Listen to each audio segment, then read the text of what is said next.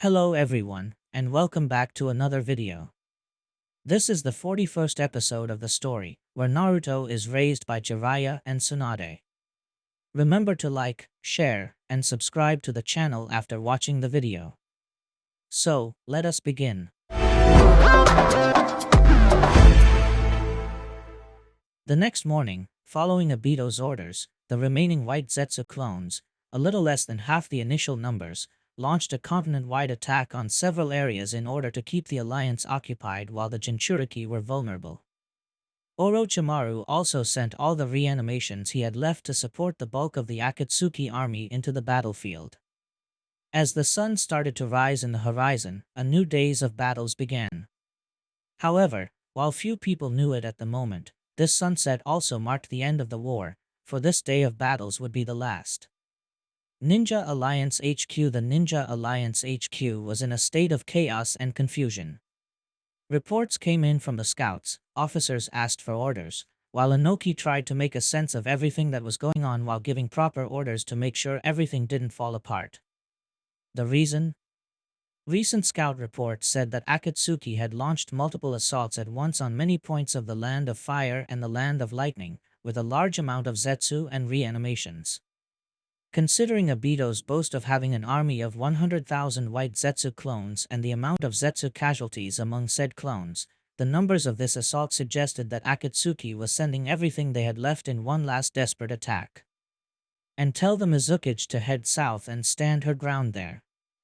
If she's in trouble, she can fall back and ask the Raikage division for relief, Inoki ordered. The ninja he just told his orders bowed his head and disappeared from there, in order to transmit them. The fact that this multiple front assault came right after the secret island was attacked is no coincidence, Chio chimed in. They want to stop us from retrieving the Jinchuriki. I'm aware of that, but what else are we supposed to do? Inoki said in exasperation. Let those armies roam unopposed through the continent. With some luck, the Jinchuriki will meet with one of the divisions of the Land of Fire, intervened. Which would increase the power of said division while keeping the Jinchuriki safe and monitored. We can't just depend on luck, Inoki argued. No, we can't.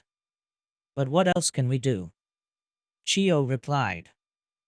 The best we can do is direct the troops from here, and hope that they finish their fights quickly so they can move towards the Jinchuriki's position. Do we know anything about Jiraiya and Tsunade? Inoki asked. Nothing, sir. As far as we know, they must have reached the place where Orochimaru should be, if the information was accurate, Mabui said, as she checked a scroll.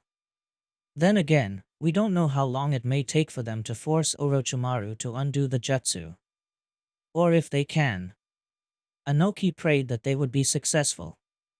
Getting rid of those undead was going to be critical if they wanted to win the war. Land of Frost, Poison Mist. Shizun exhaled a cloud of purple smoke at a group of incoming white Zetsu who were running into her. All of them were engulfed by the cloud, and they suffocated in a matter of seconds. I shouldn't waste my time with these small fries, but for some reason I keep attracting them like moths to a flame, the medic Nin said. Thanks to her sage mode, she was able to sense every single one of the ninjas and enemies in the battlefield around her. She tried to find a suitable enemy when she detected a powerful chakra signature coming at her. Okay, this seems to be a much better opponent. Let's see who wind release, razor stream. Said enemy released a thin stream of super pressurized air at Shizun, moving it in an arc in order to slice her to bits. Shizun, however, already had a defense in place. She formed several hand seals. Sage art, water release maelstrom shield. A torrent of water burst around the black-haired medic Nin, which immediately began to spin around her, forming a spiraling tower of water. The slicing attack hit the water column, but it failed to break through it. As the defensive jutsu receded, Shizun smiled at her opponent. Not bad, but as you can see, wait a minute. Shizun said, as she could see now who the attacker was. A Konoha ninja in his 30s, with a pretty face, cracked skin and blackened eyes notwithstanding, and long, blue hair that fell down his back. Uncle Dan? Uncle. Dan replied, looking confused. He narrowed his eyes at the woman in front of him. Wait. Shizun-chan, is that you? Yes, uncle, it's me, Shizun confirmed. She covered her mouth with her hands. Oh, Kami. I wasn't expecting to see you here. Despite the fact that, with your reputation, should have guessed that Orochimaru would have resurrected you. Oh goodness, Shizun-chan. You've grown so much. You were nothing but a little girl the last time I saw you. It makes me happy to see that you've grown into such a pretty woman and skilled ninja.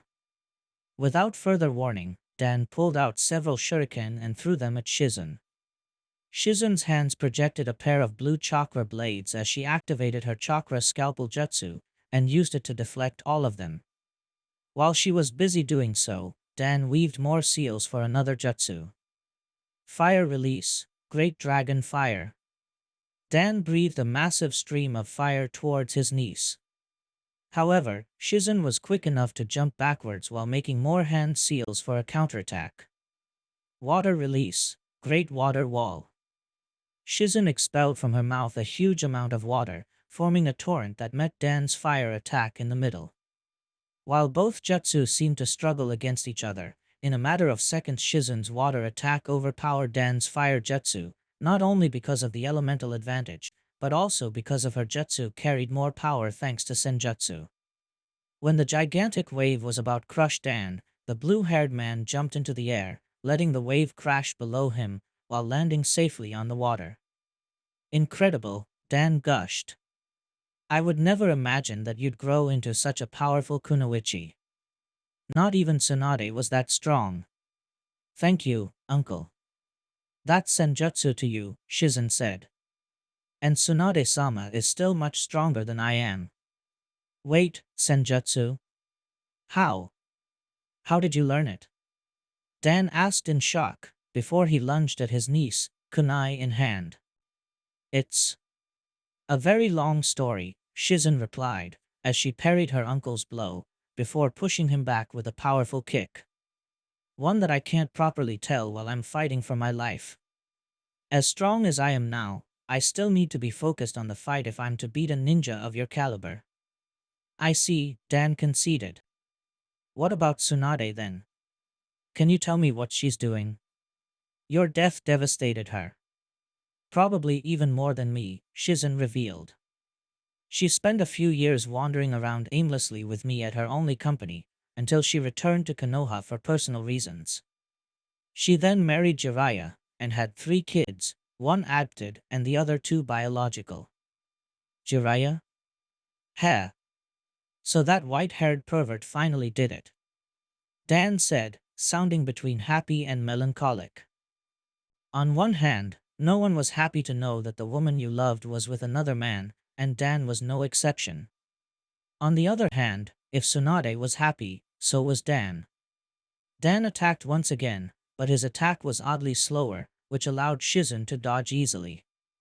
That moment, upon seeing the way her uncle was reacting, Shizun had a revelation, and remembered Jiraiya's tale about his fight with Minato and Kushina, how their spirits managed. You'd like to know that I'm also married too, and have a couple of beautiful children, Shizun said sincerely. If only you could meet them. Really? That's dash. Suddenly Dan froze mid-sentence, as if he was having a stroke, much to the medicnine's confusion. Then, Dan's blue eyes turned white, and his mouth curved into an ugly smirk. I'm sorry, but you aren't going to liberate his soul with some sob story. Shizun gasped upon hearing Dan speaking with Orochimaru's voice. So the snake had finally wised up and realized one of his just weak points. That means that Shizun had to defeat and seal her late uncle the old-fashioned way. Lightning Desert Akatsuki had only sent a division made of 5 people in order to attack the Land of Lightning, and Raza's 4th division had been dispatched to deal with it. Why a whole division for only a small squad, somebody may ask. The answer would be that those 5 people were the reanimations of 5 previous Kages, 2nd Mizukage Genjutsu Hozuki, 2nd Tsuchikage Mu the Invisible Man, 3rd Reikage, 3rd Kazekage Yoritamo, and lastly, the second Hokage Tobarama Senju. In front of the division stood Raza, the fourth Kazekage, as he watched the undead Kage quintet walking towards them at a steady pace. "Here they come," Darui, who was a few steps behind the Kazekage, said. "How are we going to take them down, Commander?"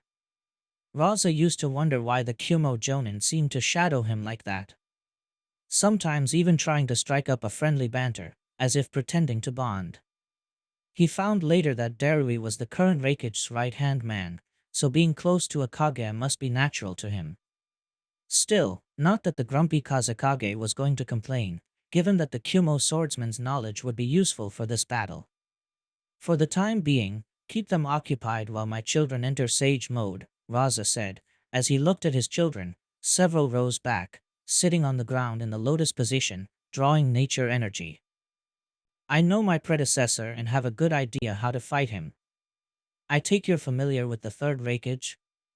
"The third Raikage was my Jonin sensei," Darui revealed. "The only people who know him better than I do are his sons."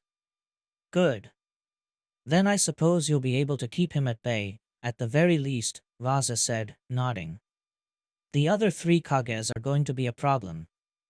We have information on them, but no one who had dealt with them in life. This battle won't end without a lot of casualties on our side." "Maybe, but sadly wars aren't so dull as to leave with no deaths," Darui replied. His visible eye narrowed. "They're getting close." "Yes. We better begin then," Raza said. The fourth Kazekage made a single-hand seal, kneeled down and placed both hands on the ground. Suddenly, a tsunami of golden sand made from the normal desert sand rose over the quintet of undead Kages, threatening to crush them under it. However, the third Kazekage took a step forward, and made several hand seals. From under his clothes emerged several clouds of iron sand, quickly growing inside in order to match Raza's golden tsunami, and successfully blocking the attack. Golden sand. "So you've been sent to deal with me, Raza?" Yoritamo pondered, as he watched his successor in the distance, surrounded by ninjas of many villages. "Wonder how come on, I can't believe that guy made me team up with this asshole again." Genjetsu protested, cutting Yoritamo. "The feeling's mutual, you eyebrowless freak," Mu replied. "Oh, the walking mummy is calling me a freak? Now that's rich." Genjetsu replied with a mirthless laugh. "Hey, why don't you dash, enough you two," the third Raikage roared. "None of us are enjoying this situation, and your constant whining is only making it worse. Focus on making sure our opponents know how to fight and seal us." "Well said. We can't afford letting Akatsuki win this battle, and we must do our part to ensure their defeat," Tobarama praised. "You shut up as well," the third Raikage roared at the albino Senju. "This is your fault. Why the hell did you have to invent such a jutsu?" "I'm sorry to interrupt such an enlightening conversation, but our opponents are approaching," the third Kazekage reminded them. And indeed, the bodies of the 5 undead Kages began to move on their own once again. Mu took off into the sky, while the remaining earthbound Kages split in order to deal with a portion of the 4th division each. The third Raikage started to make hand seals. "Guys, you better have some good wind release users to counter this, or else you're going to be in a world of pain." Lightning release, Black Tiger. Upon finishing the seal sequence, A brought his hands together, which began to crackle with pitch-black electricity. A black lightning bolt shot from his hands, flying towards a large group of allied ninjas. It grew in size as it moved forward, while taking the form of a black tiger with white stripes. The elemental tiger let out a roar as it prepared to pounce over its prey. Lightning release, Black Panther. However, before the elemental tiger could lay a claw on any allied ninjas, it was intercepted by an equally large panther also made of black lining. The two electrical felines struggled against each other, until they destabilized and exploded into a mass of pitch-black electricity. The third Raikage was taken aback at first. "Another black lightning user?" A asked in shock. "It can only be." "Sup, boss?" Long time no see, huh? Darui asked as he landed in front of him, cleaver in hand. Sorry for blocking your jutsu like that, but hey, can't let my comrades die, can I? Darui, A said, and he smirked. Good to see you, boy. You seem in good health. And that black lightning jutsu was amazing. I knew I made the right choice by picking you as one of my students. You flatter me, boss. Still, let's hope you don't find fighting me too dull, Darui said, as he started to make hand seals. Storm release, laser circus. Darui brought his hands together, a halo of light spreading around them, and shot from his fingers multiple beams. Said beams homed onto Darui's target, the former Raikage, all of them finding their mark, resulting in a chain of explosions. However, Darui didn't hold his breath for the result, and indeed, once the resulting clouds of smoke and dust dispelled, A was still there, completely unharmed as if the attack didn't have any effect. TCH. Just like I feared, Darui said, taking a step backwards, while placing his cleaver in a defensive stance. If you knew such an attack wasn't going to have any effect, why use it? The third Raikage asked. I still had to try, Darui replied.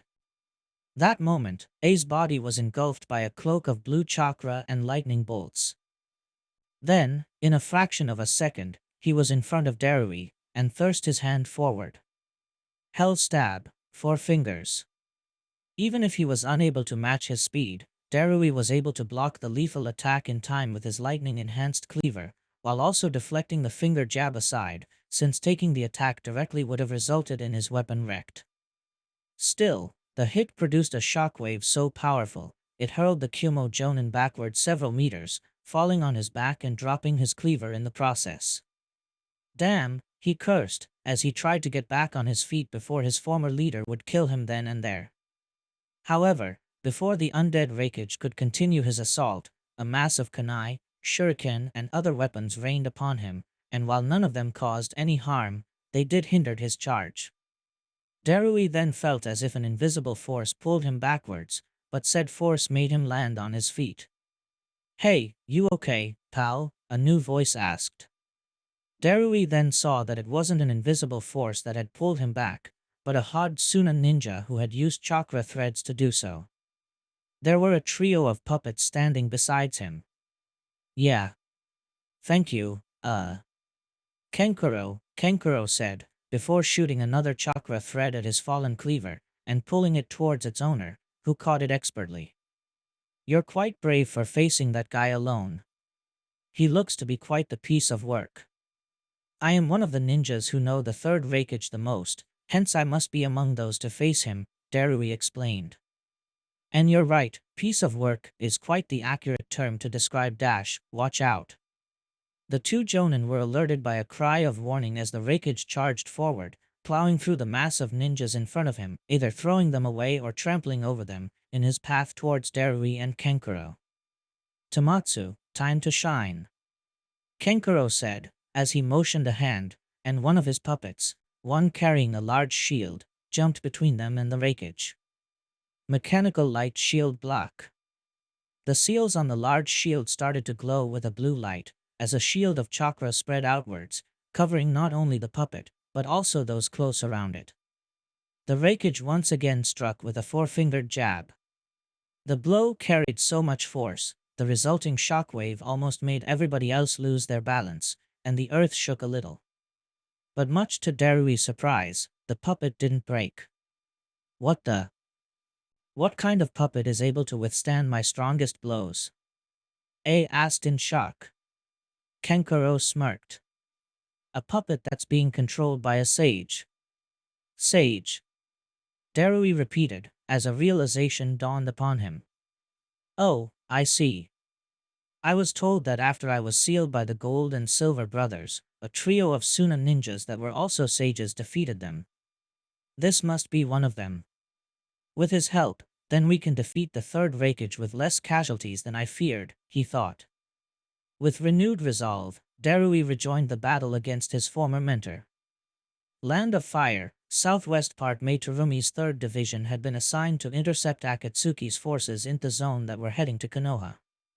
Part of the reason behind their deployment was that the reanimations of the 3 remaining former swordsmen of the mist had been spotted there. And indeed, despite being reduced to just 3 and not even fighting together, they took no time into making themselves known with a high body count. At least, Mangetsu was. With a mere swing of Mangetsu's blade, a Konoha ninja and a Suna ninja both fell to the ground, dead, as a pool of their collective blood formed around them.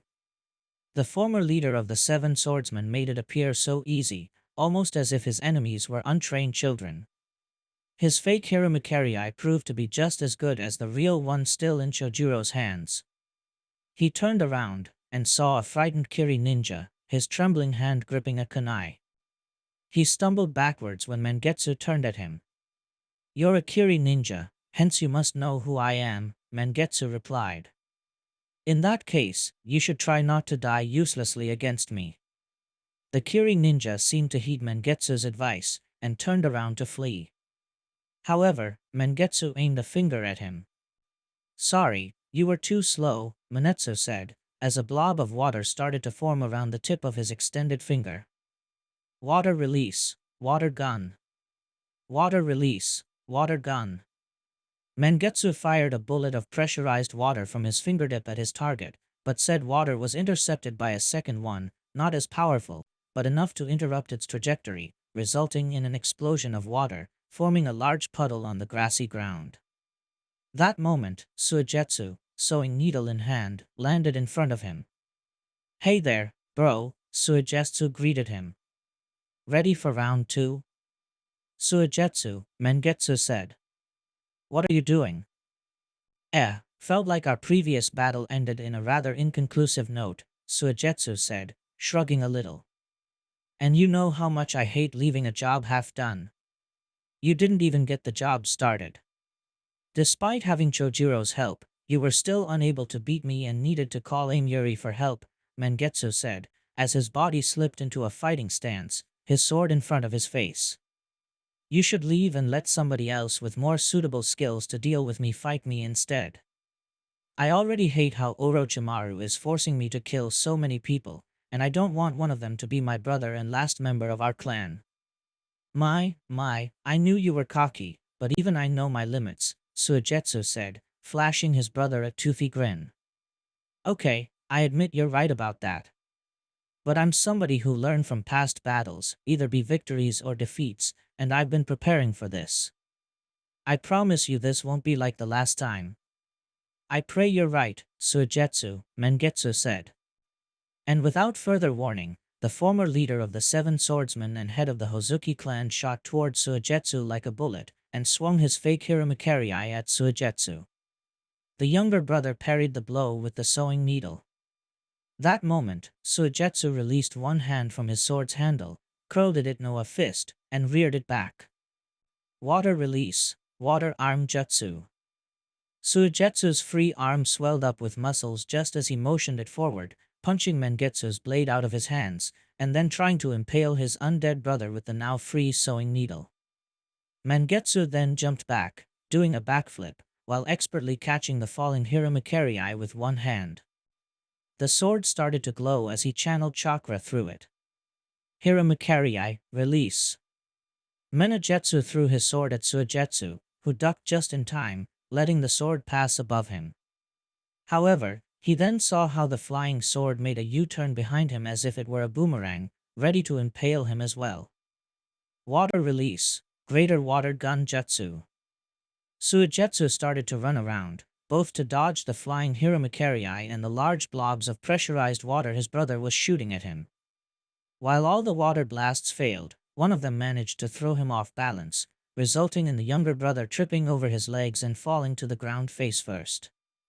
Just as Mangetsu recovered his sword, Suigetsu tried to get back on his feet, but wouldn't be fast enough to dodge Mangetsu's next move. "I'm very sorry, brother," Mangetsu said, as he raised Hiramakarei over his head, glowing brighter as more chakra was being poured into it. "Hiramakarei, release." Mangetsu slammed his sword into the ground, sending a blue underground shockwave, which looked like the glowing fin of a shark sticking out of the water surface, cracking the earth as it moved forward. As Suigetsu got to his feet, he hastily made several hand seals. Water release, water wall. Suigetsu expelled a stream of water from his mouth at the incoming shockwave, causing the chakra and energy it was carrying to detonate prematurely. Still, Suigetsu was caught inside the explosion and was hurled backwards, the sewing needle blown out of his hands. Even if Mangetsu could see that his brother had survived the explosion, he also saw that he had lost his weapon and was now vulnerable. "Foolish brother, why did you had to come and face me alone?" Mangetsu cried, as he rushed forward, ready to end Suigetsu's life. "I told the sewing needle wouldn't be of any help against me." "How about this sword, then?" Suigetsu replied. Then, from within the cloud of smoke raised from the explosion, Suigetsu appeared, wielding the splatter, much to the undead ninja's confusion, and used it to parry Mangetsu's incoming strike. Suigetsu smirked, as the edge of the splatter started to glow with a white light. Boom, Suigetsu smirked. Mangetsu was caught off guard by the sheer unexpectedness of his brother carrying a second sword on top of the sewing needle, and couldn't react in time, letting the explosion catch him, blowing Hiramukari out of his hands while being blasted backwards, falling on his back. "Komori, now!" Suigetsu called. Suddenly, several kunai with sealing tags attached to them rained from above, embedded themselves into Mangetsu's body. Komori then landed behind Mangetsu, and made a single hand seal with one hand. The sealing tags started to glow, and the kunai started to crackle with electricity. As the electricity ran through Mangetsu's body, it started to degrade, turning it into something akin to jelly, making it impossible for the undead swordsman to move anymore. With a sigh of weariness, Suigetsu walked towards his brother. "I know I can be pretty cocky, but I know my limits. I wasn't going to fight you again alone, with a sword that proved ineffective. But I needed you to believe that." "I see," Mangetsu said. His lips curved into a small smile. "That was pretty clever of you, using a second sword." "I got the idea from you, brother," Suigetsu admitted. "You mastered all 7 swords, and I plan to do the same one day. And this battle seemed like a good opportunity to start." "I'm glad that I inspired you so much, little brother," Mangetsu replied. "I'm sure you'll be an even better swordsman than I, that's my intention. Though, for the time being let's return this to its current owner," Suigetsu said, as he lazily tossed the splatter towards Komori. The masked ninja caught it with just one hand. "Thanks for the assist, pal." "I owe you one." "You owe me nothing," Komori corrected him. "I'm also a swordsman of the mist. Dealing with Mangetsu was as much as my responsibility as it was yours. However, given the special tie you had with him, we decided it was for the best for you to be the one to deal with him." "Still, I appreciate that," Suigetsu replied. "We need to look for a seal master in order to neutralize Mangetsu," Komori said. "I presume you'll want to spend a few more moments with your brother in order to say goodbye and all that, so I'll be the one fetching the seal master then." "I appreciate that too," Suigetsu said. "Heh, this almost makes up for all the time you made a fool of myself by making me think you were a mute." "Worry not, Suigetsu," Komori said, as he turned around. "I will find more ways to make a fool of yourself." And with that, the masked swordsman vanished. Back at the Lightning Desert, the fight against the reanimated Kages continued. While 4 of the Kages fought from the ground, Mu flew over the battlefield, bombarding the allied ninjas with his deadly jutsu. Dust Release, Atomic Dismantling Jutsu. Mu created a cube of white light between his hands, before said cube exploded into a beam of white light that fired towards a large group of allied ninjas. Seeing it was something they couldn't counter, they tried to run away, and smart enough, they fell in every possible direction. However, many ninjas were unable to avoid the beam of destruction, and their bodies were destroyed to a molecular level. "Unless you call one of my successors, you won't be able to avoid my power." The only thing that can counter dust release is another user of dust release. Mu warned from above, as he prepared to attack again. Sand drizzle. However, before Mu could attack again, he was pelted by a storm of projectiles made of compressed sand. The second Tsuchikage quickly flew away from the rain of deadly sand, his body slowly vanishing until it disappeared completely. "Ah, that must be your famed dust-bewildering cover," a calm, stoic voice said. Mu could now see it was a red-headed boy with golden eyes and starch blue marks around them, floating on a cloud of sand. "That's where your moniker of the Null Man comes, doesn't it? So you've done your homework, kid. You must be a very skilled ninja to catch me by surprise like that. Given the way you manipulate sand, are you from Suna?" Mu asked, as he floated around. "Indeed. My name is Gaara, son of the fourth Kazekage," Gaara said. "Heh, the son of a Kage." Of course, Mu looked down and saw Raza, accompanied by other ninjas, fighting against the third Kazekage in a duel of gold versus iron. Yes, I should have guessed it.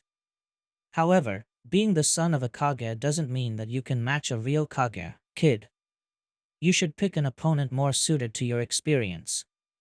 As Mu talked, he quickly floated around Gaara in order to place himself behind the redhead. His dust-bewildering cover was the perfect camouflage. The boy couldn't see him, and even if he was a sensor, he couldn't sense his chakra either, since the jutsu erased his presence completely. All that could give away his position was sound, and he could use that to confuse Gaara even further. It isn't wise to underestimate an opponent, regardless of how young they may look. "Yes, I am young, but even if I don't want to sound arrogant, I can say I had surpassed my father, at least when it comes to sheer power," Gaara said. "You're the one underestimating me, son, by being so confident in fighting me," that Tsuchikage said, as he quickly moved again. "Perhaps you're right. Perhaps I'm being overconfident," Gaara conceded. "But then again, I am the only one suited to fight you. Not only I'm currently one of the few ninjas in our division that can meet you in an aerial battle, but among those, I'm the only one who can sense you." Mu was tempted to call the red-headed child for his insolence, but a swift death would be a more appropriate punishment for such an insult.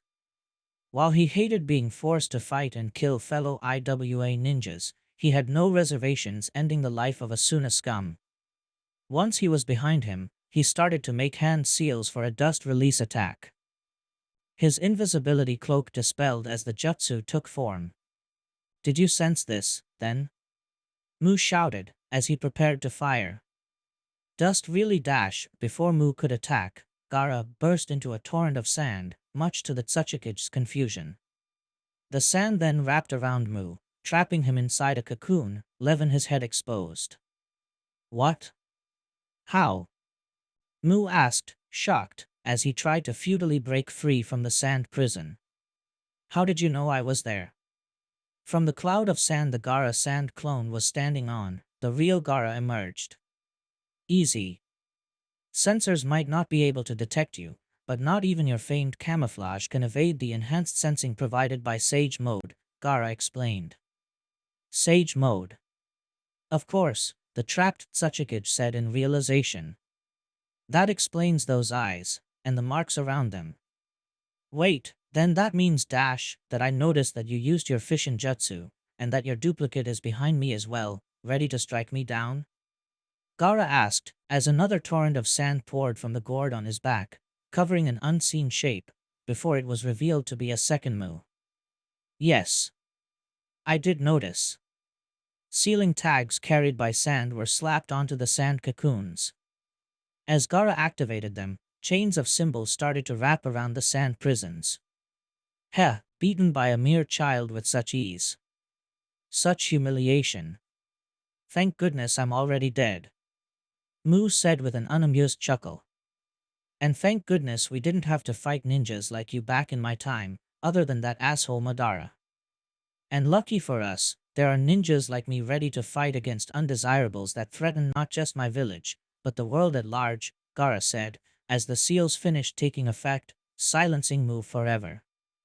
One down, 4 more to go. At the Land of Frost, Shizen continued her duel against her undead uncle. His irises kept that eerie white color as opposed to their usual blue hue. He also kept oddly silent, as Uncle Dan. Uncle Dan, are you still there? Shizen asked, as he traded kunai swipes with the blue-haired man, to no response. Curses. Orochimaru must have suppressed his personality. Guess he realized the weakness of that jutsu of his. Earth release, sharp rock pillars. Dan slammed his hands into the ground, launching a row of stone spikes that protruded from underground towards Shizen, spreading in a cone. The medic Nin curled her fingers into a fist as she channeled chakra through it, covering it in a blue flame-like cloak of chakra. Shizen then threw a punch forward, shattering the incoming spikes into multiple rocky bits. The stone shattered under my fist, and I don't even feel pain. Senjutsu-enhanced strength is simply unreal. And I love it, she thought with a smirk as she looked at her held fist. When this is over, I need to master Tsunade-sama's chakra-enhanced strength myself as well. It was a mistake giving up on it. Dan, however, didn't give up, and made more hand seals, ready to reuse the remains of his previous jutsu to kill his niece. Earth release, Earth spine grudge. The rock fragments still in the air were frozen in place, almost as if time had stopped for them. Then, after directing themselves towards Shizen, flew towards them at great speed. The medic Nin, however, already had the perfect defense, as she made more hand seals. Sage art, corrosive cloud armor. Shizen's body started to emit a thick purple steam that quickly formed into a purple cloud, covering the medic Nin completely, obscuring her from Dan's eyesight, as it slowly expanded outwards. The moment the rock bits flew into the cloud, they quickly decayed and eroded until they were nothing but dust, leaving her completely unharmed. You can't beat me when I'm using this jutsu. This cloud will corrode everything solid in a matter of seconds, meaning that you can't get close nor use Erden release jutsu against me.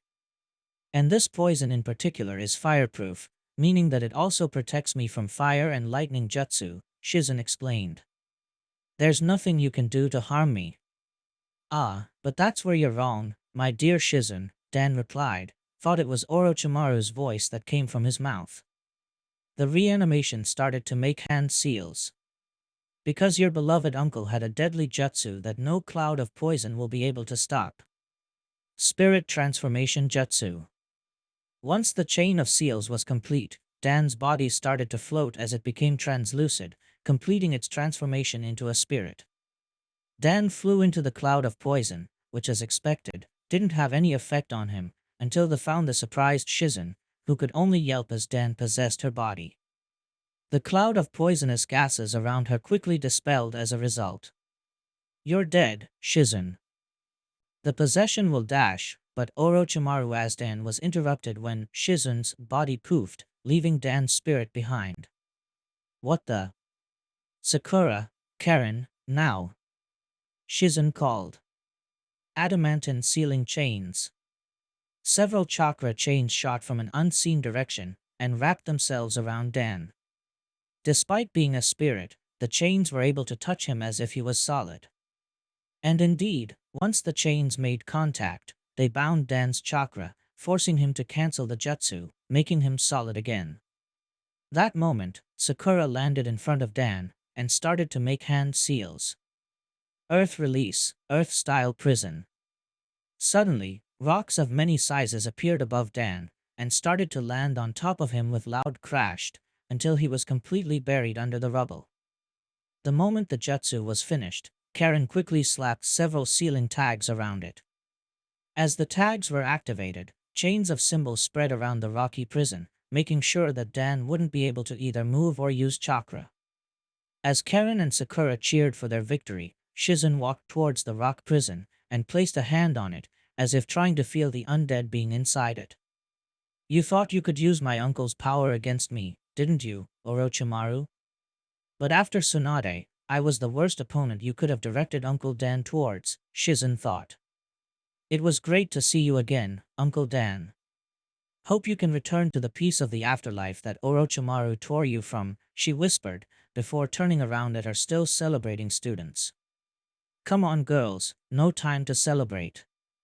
There are still plenty of enemies that need to be beaten, and ninjas that need to be healed. Yes, sensei, the two of them said at once, as they followed Shizun deeper into the battle. Lightning Desert, the second Mizukage, Genjutsu Hozuki, was surrounded by a multitude of ninjas from many villages. All around him were quite a lot of kunai, shuriken, and other weapons that the allied ninjas had thrown at him, to no effect, since they phased through him as if he were a ghost. Come on guys, I'm not even trying to fight back, the exasperated Mizukage said, almost begging. And we're trying to kill you. But our attacks have no effect, an IWA ninja protested. Because I'm a genjutsu. In order to find the real me, you have to get rid of my clam summon, the Mizukage pointed out. We tried to attack the clam and it didn't work either, Akiri Kunoichi replied, just as exasperated. Because that's a genjutsu too, the Mizukage yelled. You have to get rid of. Ugh, I don't know why I'm even trying, you guys have to be the most useless, dumb lot of ninjas I had the displeasure of fight. And I've been married 3 times, so that should say something. Suddenly, a puddle of water mixed with oil started to form at Genjutsu's feet, while expanding outwards. As it did, bubbles started to emerge from the puddle, floating around the undead Mizukage. Genjutsu frowned upon seeing this. Guys, you better fight more seriously now, because this Orochimaru guy is going to make me go all out on you. Genjutsu warned. We were fighting seriously, an AIM ninja protested. Water balloon jutsu. The moment the balloons barreled towards the allied ninjas, Temari landed between them and the incoming attack. Her normally teal eyes were golden, with small brown marks around them. Fast as lightning, she unfolded her war fan and swung it once. Sage Art, Magnificent Sickle Weasel Jutsu. With a single swing of her fan, Temari created a gale force wind so powerful, it pushed all the incoming bubbles back, which detonated against the many rock pillars scattered around the area. However, the wind didn't have any effect on Genjutsu, as it didn't none of the other attacks. Hey, that's quite the arms you got here to blow such a wind. Genjutsu complimented, as he gave Temari a thumbs up. But no matter how hard you can blow, you won't be able to harm me until you defeat my clam summon, like I've been saying to these idiots all the time. We've been trying to destroy the clam, but that's a genjutsu too, a Konoha ninja repeated. Temari nodded, closed her eyes, and expanded her senses. It took her only a few seconds to locate the source of chakra that was creating the insidious genjutsu. The sand-blonde Kunoichi gestured towards a seemingly empty area. There's the clam. Aim your attacks towards that spot. Temari's orders were followed by a moment of silence, as the allied ninjas hesitated to attack that seemingly empty spot. They already made fool of themselves fighting the elusive Mizukage, and they didn't want to increase said ridicule. Some Suna ninjas, however, decided to trust the daughter of their Kazekage. Come on guys, let's do what Temari-sama asked, a Suna ninja said. The Suna ninjas started to throw kunai, shuriken, and ninjutsu towards the seemingly empty area. This prompted the rest of the ninjas of the group to follow their lead. And, to their surprise, their attacks connected with some sort of invisible mass. The invisible being quickly became visible, revealing Genjutsu's clam summon, its shell starting to break under the pressure of the attacks, until it couldn't take it anymore, and it was forced to cancel the summon. The fake clam and Genjutsu disappeared instantly, and the real Genjutsu was made visible. And, much to their confusion and irritation, started to clap. Not bad, guys, definitely not bad. You needed help from this extraordinary lass just to beat my clam, but hey, progress, he cheered. So let's hope you guys are ready, because the hard part of the fight comes now. Wait. That was the easy part, a Taki ninja asked, both astonished and a little frightened. Easy or hard, we won't give up until this guy is sealed. Come on, you guys won't fall prey to his trickery anymore as I'm with you. Temari roused, her voice booming with confidence and boldness. Now, let's show these Kages of past times what our generation has to offer. The group of ninjas around Tamari cheered in response, as they prepared to attack the undead Mizukage at once. Forests of the Land of Fire, Northeast Zone. After a full of night of sleep, the Jinchuriki trio were now completely rested and ready for the battle to come. By using Sage Mode, Naruto and Fu had noticed that there were many battles taking place at once. They deduced that Akatsuki must be going all out in order to keep the Alliance busy in order to catch them. Not that they were going to let such a thing happen. They simply decided to move towards the one who was the closest, and with their help, end that battle in no time. Then, they'd move towards another battleground, and repeat the process. They'd do that as many times as necessary, until every single reanimation and every single white Zetsu clone was destroyed. Unfortunately, no plan ever survived contact with the enemy, and this one wasn't going to be an exception. Naruto and Killer Bee were jumping from one tree branch to another, while Fu flew a few meters above them. Then, without any warning, Naruto suddenly stopped on his tracks, prompting his fellow Jinchuriki to stop as well. "What's wrong, Naruto? Why did you stop?" Killer Bee asked. "Did you sense any enemies that are about to drop?" "Yeah, I'm sensing a powerful source of negative emotions. Right there," Naruto said, pointing forward. And indeed, that very moment, a spiraling vortex formed in front of them, and from said vortex, Obito Uchiha emerged, landed on a large branch in front of them. The Jinchuriki trio quickly adopted fighting stances. "Hello there, Naruto," Obito greeted the blonde Jinchuriki. "So after so many days of war, you finally show up," Naruto said. "Let me guess, do you plan to capture us yourself, after so many failed attempts?" Such a sharp observation, Obito said in a mock-praising tone. "But yes. You know what they said, if you want something done, you should do it yourself. Well, this is it. I'm done delegating. You and your friends are coming with me, whether you like it or not. And you think you can beat the three of us, all on your own?" Killer Bee asked. "Huh. Now that's quite an ego overblown. Yeah, you might have a Rinnegan now, but Naruto here already has experience fighting against Rinnegan users," Fu said, placing a hand on Naruto's shoulder. "Plus, like B-sensei said, he has us helping him."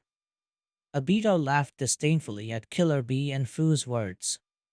"My chances are much better than you think, you trio of fools. And who said I was going to fight the three of you alone?" Summoning Jutsu. Before the Jinchuriki could react, Obito slammed his palm into the tree branch, producing a large burst of smoke. Naruto could immediately sense 6 more presences appearing out of nowhere. A cold chill ran down his spine. When the cloud of smoke vanished, perched on several branches around Obito were 6 reanimations, 3 of them he knew, and other 3 that were unknown to him. All 6 of them, however, had a Sharingan and a Rinnegan on each of their eye sockets instead of their usual eyes. "Yagura. Utakata. Rashi," Naruto said, as he looked at the undead forms of the 2 Jinchuriki he failed to save from Akatsuki. "Hello, Naruto," Yagura greeted him, smiling warmly. "We meet again. It's so unfortunate that we must do so again as enemies. It seems that, even if my mind is my own, my body is now the puppet of Akatsuki. Hey Naruto.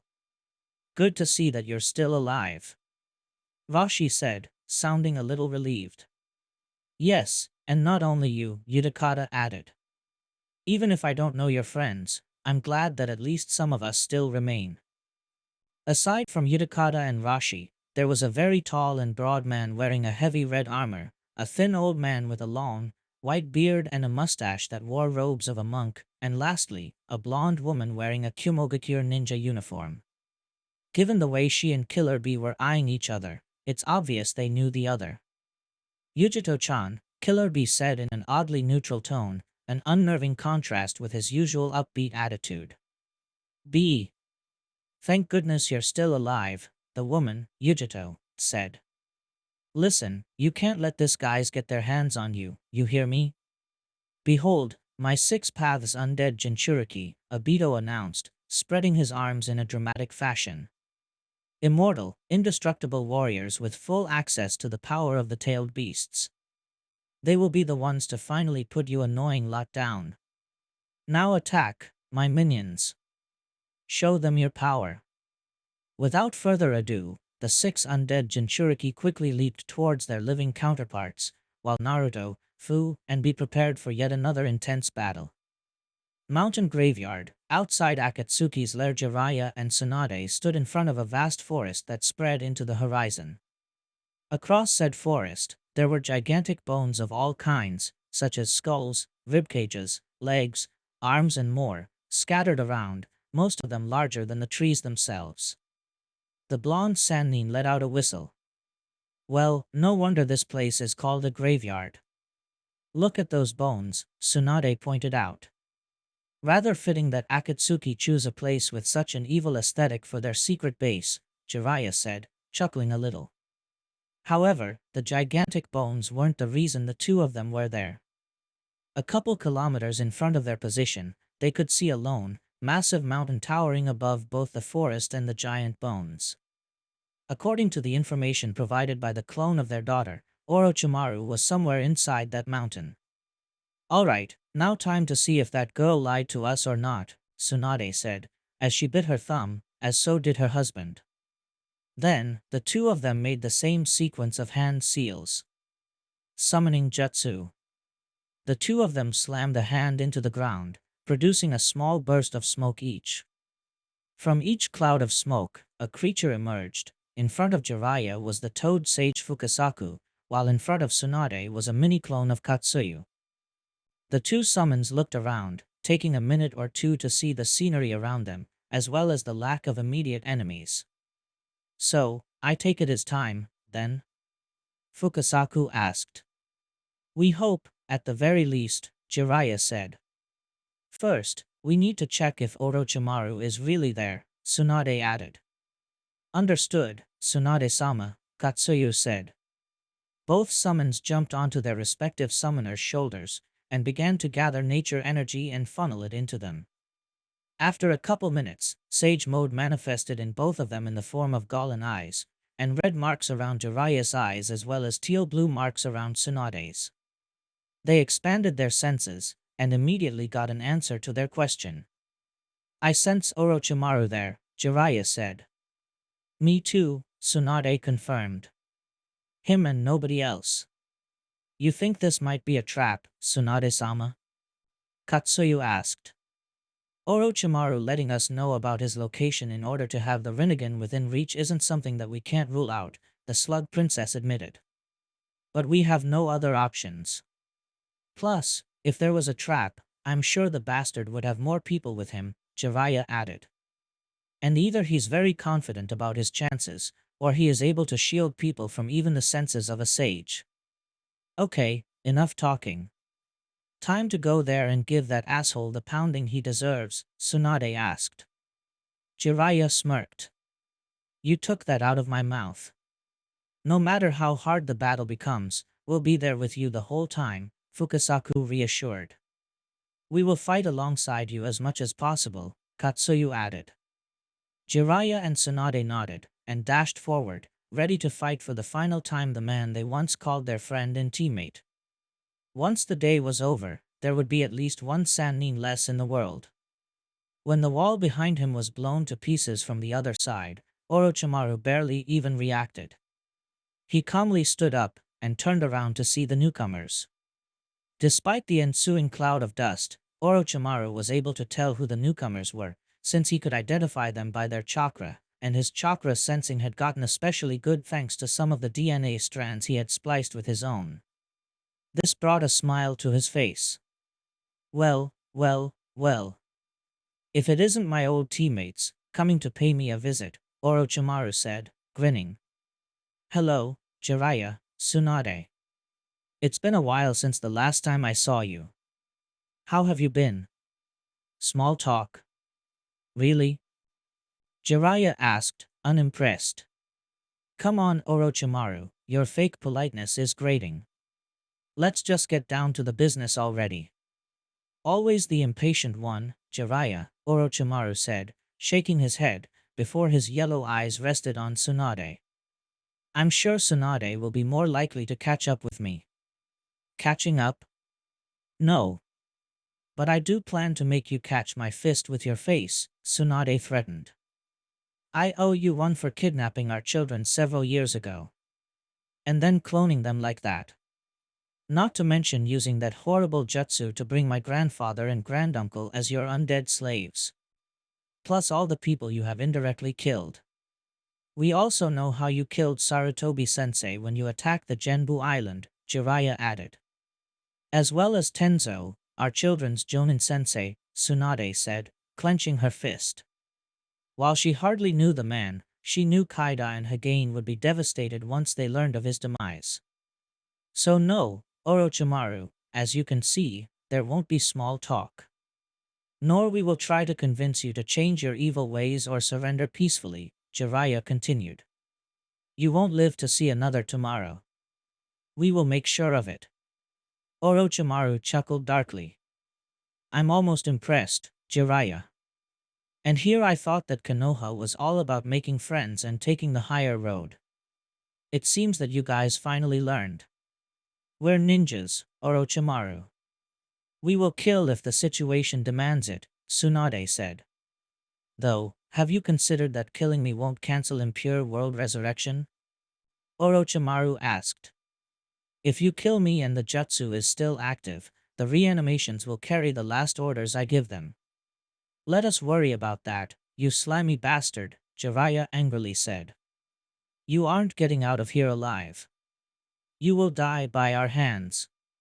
It seems you guys really are out for my blood. Then again, it's understandable, given your list of grievances against me, Orochimaru admitted. However, before we begin, a question, how did you find this place? A good ninja doesn't reveal their secrets to the enemy, Orochimaru, Jiraiya said, as he took a step forward. You will die without having such knowledge. It was Hibiko, wasn't it? Orochimaru asked, a scowl developing on his face. I know about her betrayal, Kabuto told me about her. But I didn't know she'd go as far as to help my enemies. After rising her from infancy and turning her into a ninja most people would kill to be, this is how she thanks me. Ungrateful brat. Maybe you shouldn't have abandoned her brother when it wasn't convenient, Tsunade fired back. As a parent, you leave a lot to be desired. Oh, right, Orochimaru said, seemingly forgetting about Hebamaru's existence. So that's why she went to help you, right? She wanted her dear brother back. Now it makes sense. You developed a penchant for discarding people the moment they no longer are of any use, Tsunade said. And sweet irony, said attitude lead you to your downfall. Downfall? Orochimaru repeated, before laughing a bit. Oh no. All what my treacherous daughter accomplished was to give me what I sought for such a long time. You see, the reason I regrettably had to return to Obito's side and pledge my help to his silly cause was because he promised me a Rinnegan in return. More specifically, the Rinnegan you're wielding in your eye socket under that piece of cloth, Tsunade. This made the blonde Sannin to adopt a defensive stance. But now, you saved me a lot of trouble by bringing that eye to me, Tsunade, Orochimaru said, as his lips curved into a maniacal grin. To show you that I'm not ungrateful, I'll make sure your death is quick and painless. Enough talking. I'm tired of seeing your ugly mug and hearing your odious voice. Tsunade said, raising an open hand at her former teammate. Bansho Tenin. Suddenly, as if yanked by an invisible hand, a great force pulled Orochimaru toward Tsunade's open hand, whose fingers wrapped around the black-haired man's neck the moment he was within reach. She then moved her other hand towards the top of Orochimaru's head. Now dash, but before Tsunade could finish, Orochimaru burst into a mass of large snakes that quickly wrapped around Tsunade's body.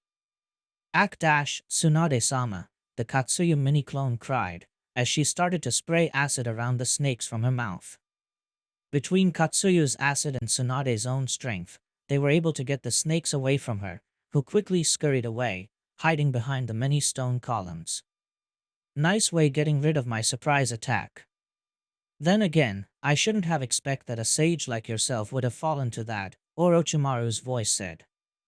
Two sages versus little old me. Yes, I'd say the deck isn't stacked in my favor, isn't it? You must be delirious if you think we're going to let you escape after how much it took us to find you, Jiraiya replied, as he tried to sense which of the snakes was the real Orochimaru. Hide? Weren't you hearing me, Jiraiya? Why should I hide, when everything I want is on this very cave? Orochimaru asked, as he emerged from under the mouth of one of the snakes. Do you think your chances against me are so good? Because Rinnegan or not, underestimating me would be a very poor choice. Orochimaru completely emerged from the snake's mouth, wearing nothing from the waist up.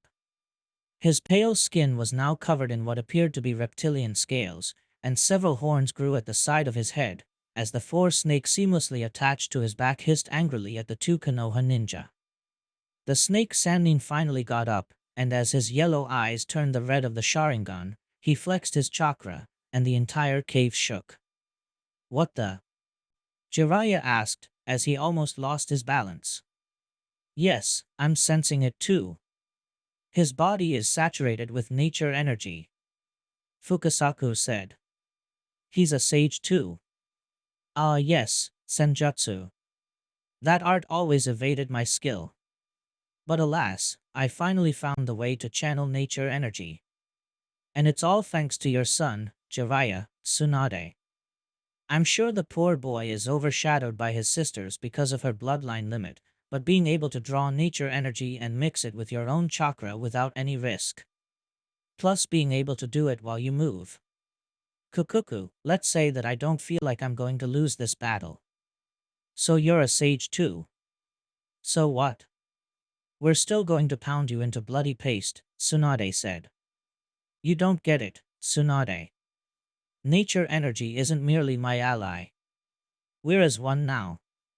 And that makes me a better sage than your sorry husband can hope to be, Orochimaru boasted, as he started to make hand seals. But let my actions speak for me rather than my words. I have your daughter to thank for this ability. Wood release, deep forest emergence. The entire cave started to shake once again as large wooden roots emerged from underground and lunged at the pair of married Sannin. Jiraiya, however, was already preparing a counterattack. Pa, I need some oil. Jiraiya asked, as he also started to make hand seals. You got it, Jiraiya-chan. Fukasaku replied, as his dewlap swelled up, before releasing a deceptively large cone of oil at the incoming roots. Fire release, toad oil flame bullet. Taking a deep breath, Jiraiya exhaled a huge stream of flames his mouth, which ignited the oil Fukasaku was expelling, resulting in a raging inferno that quickly burned the Simong roots to a crisp. Orochimaru merely chuckled at his initial attack being countered, and made more hand seals. Fire, huh? Alright then, let's fight fire with fire. Lava release, melting apparition jutsu. Orochimaru's cheeks puffed as burning lava billed inside them, before releasing a huge cone of molten earth at the two Sannin. Tsunade, however, merely took a step forward and raised a single hand. From said hand, a barrier of white light was projected. Kakito. The moment the wave of molten earth touched Tsunade's barrier, it was quickly absorbed into it, before it was converted into pure chakra and funneled into the blonde Sannin's body. Tsunade closed her fist, extinguishing the light produced by her barrier once she had absorbed the jutsu. So, aside from our children's DNA, you also got a bunch of bloodline limits there, huh? Tsunade asked, as she placed a hand on her hip. Well, as you just saw, all those fancy techniques aren't going to do shit against me, as long as I have the ability to absorb ninjutsu. Orochimaru forced a smile. So kind of you to make that clear, Orochimaru replied, as he formed 3 hand seals in quick succession, while his eyes were sealed shut and his ears closed completely. Try absorbing this then. Sage Art, White Rage Jutsu. From Orochimaru's mouth emerged a chakra construct that looked like a serpentine dragon, with a solid-looking, purple orb in one of its claws. The dragon then coiled itself around the orb, exploding into a blast of blinding light and an extremely loud and high-pitched screech. The effect was immediate, and Jiraiya and Tsunade fell to their knees, their eyes closed, hurt by the bright flash, while gripping their pained ears, their summoned animals being on a similar predicament. With his enemies incapacitated, Orochimaru took the chance to strike. Sword of Kusanagi. As a snake crawled from inside his mouth, the snake regurgitated the legendary sword, which the snake Sannin was quick to grasp. Thanks to my body modifications, I can completely seal my eyes and ears shut, thus becoming immune to the effects of the White Rage Jutsu, while I can use the sensing granting by Sage mode to keep track of Jiraiya and Tsunade. Now, to get Tsunade like a fish before claiming my prize. However, being as fixated as he was on Tsunade, Orochimaru didn't notice that, despite the pain, Jiraiya was forcing himself to make hand seals. Needle Jizo. Jiraiya's hair quickly grew in size and volume, and wrapped itself around both himself and Tsunade, forming a protective barrier, before the hair facing outward took the shape of very hard spikes, forcing Orochimaru to stop the attack. You're forgetting that we're also sages, and thus we can't sense your movements. Jiraiya reminded him, before making another hand seal. And as long as I'm here, you won't put a finger on my wife. Needle Hell. Jiraiya then fired a multitude of hardened hair needles in every direction, forcing Orochimaru to jump backwards. Thanks to his Sharingan, he was able to predict the trajectory of the white needles flying at him, allowing him to dodge most of them and parry with his sword those he couldn't. However, that attack served to keep Orochimaru busy while Tsunade healed their eyes and ears. Once the two of them were recovered, Jiraiya undid the protective hair barrier, allowing Tsunade to leap towards the retreating snake Sannin. She generated a black chakra rod from one of her palms, and channeling chakra through it in order to increase its power, she delivered a mighty swing at Orochimaru. Orochimaru managed to parry it in time, his sword resisting as he expected, but the Konoha traitor was unexpectedly hurt by the sheer energy that Tsunade's blow carried. Undeterred, Tsunade attacked again, but this time Orochimaru focused on redirecting her attacks to the sides rather than parrying them in full. Tsunade surpassed him in seer power, but he was much better than her when it came to armed combat, and he was going to take advantage of that. And indeed, during their exchange, Tsunade fumbled a swipe, leaving her completely wide open. Orochimaru's lips curved into a predatory grin, as he thrust his sword forward. You lose Tsunade, however. Before Orochimaru's cold metal could pierce Tsunade's flesh, Fukasaku's prehensile tongue wrapped around her waist, pulling her backwards. Given the lack of surprise on the blonde Sannin's face, she was clearly expecting that move. And as Tsunade was moved to the back, Orochimaru's Sharingan saw how Jiraiya rushed towards him, with one of his hands holding a large sphere or chakra. Big Ball Rasengan. Having no time to dodge, all what Orochimaru could do was put his sword between himself and the large sphere of destruction Jiraiya was thrusting in his direction. The sword provided of little protection, as when the Rasengan exploded, it blasted the sword out of his hands while lunging the snake Sannin crashing against the wall of the opposite side of the cavern, making the whole place rumble. You got a nice hit there, Tsunade praised, as he walked towards her husband. You think that got him? Not even close, Jiraiya said with a chuckle, as Fukasaku shivered. We're going to need more than that to bring him down for sure. But that definitely helped you, Pa. Is everything okay? Don't you guys feel it's getting a little chilly in here? The Toad Sage asked, hugging himself. The moment he mentioned it, the two Sannin realized that he was right, and the temperature was rapidly falling. Then, they noticed a spike of chakra coming from Orochimaru, and much to their surprise, a sheet of ice started to spread around the entire cavern. What the? Ice release? Jiraiya asked in shock.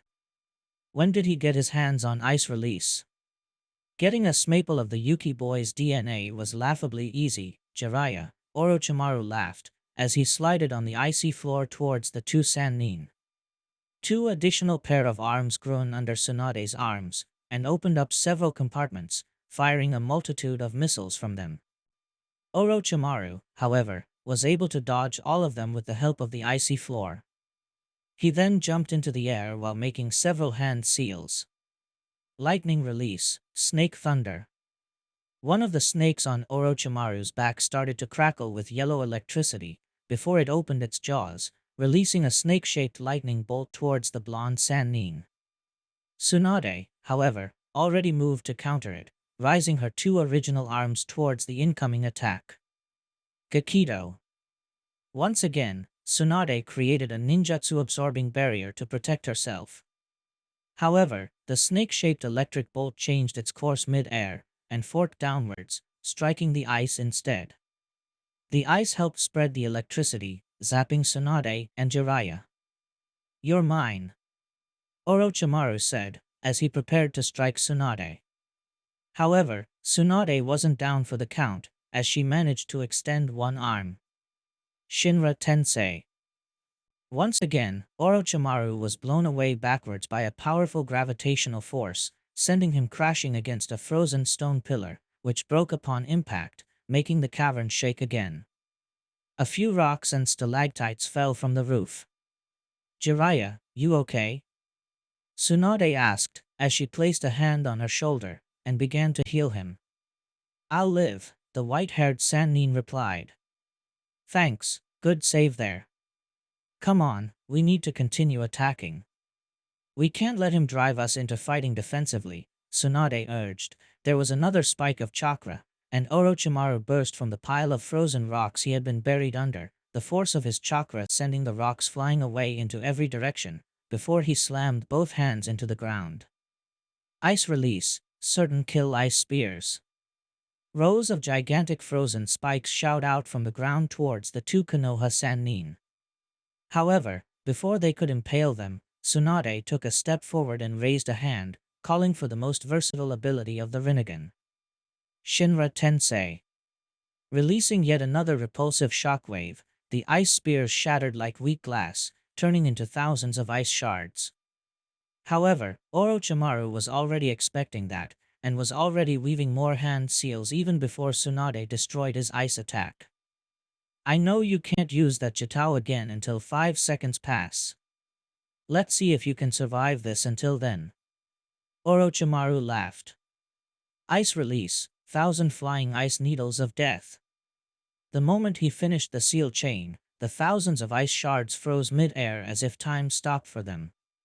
Then, they all pointed toward Tsunade, and lunged at her at insane speed. Jiraiya, however, stepped once again to shield his wife from harm. "And you're forgetting that she isn't alone," Jiraiya said, as he finished his own chain of seals. Sage Art, Fire Release Big Flame Bullet. Jiraiya expelled a massive cone of roaring flames, completely engulfing the hundreds of ice shards coming towards them, melting them almost instantly before they had the chance to touch them, as well as melting the sheet of ice that covered the floor of the cavern.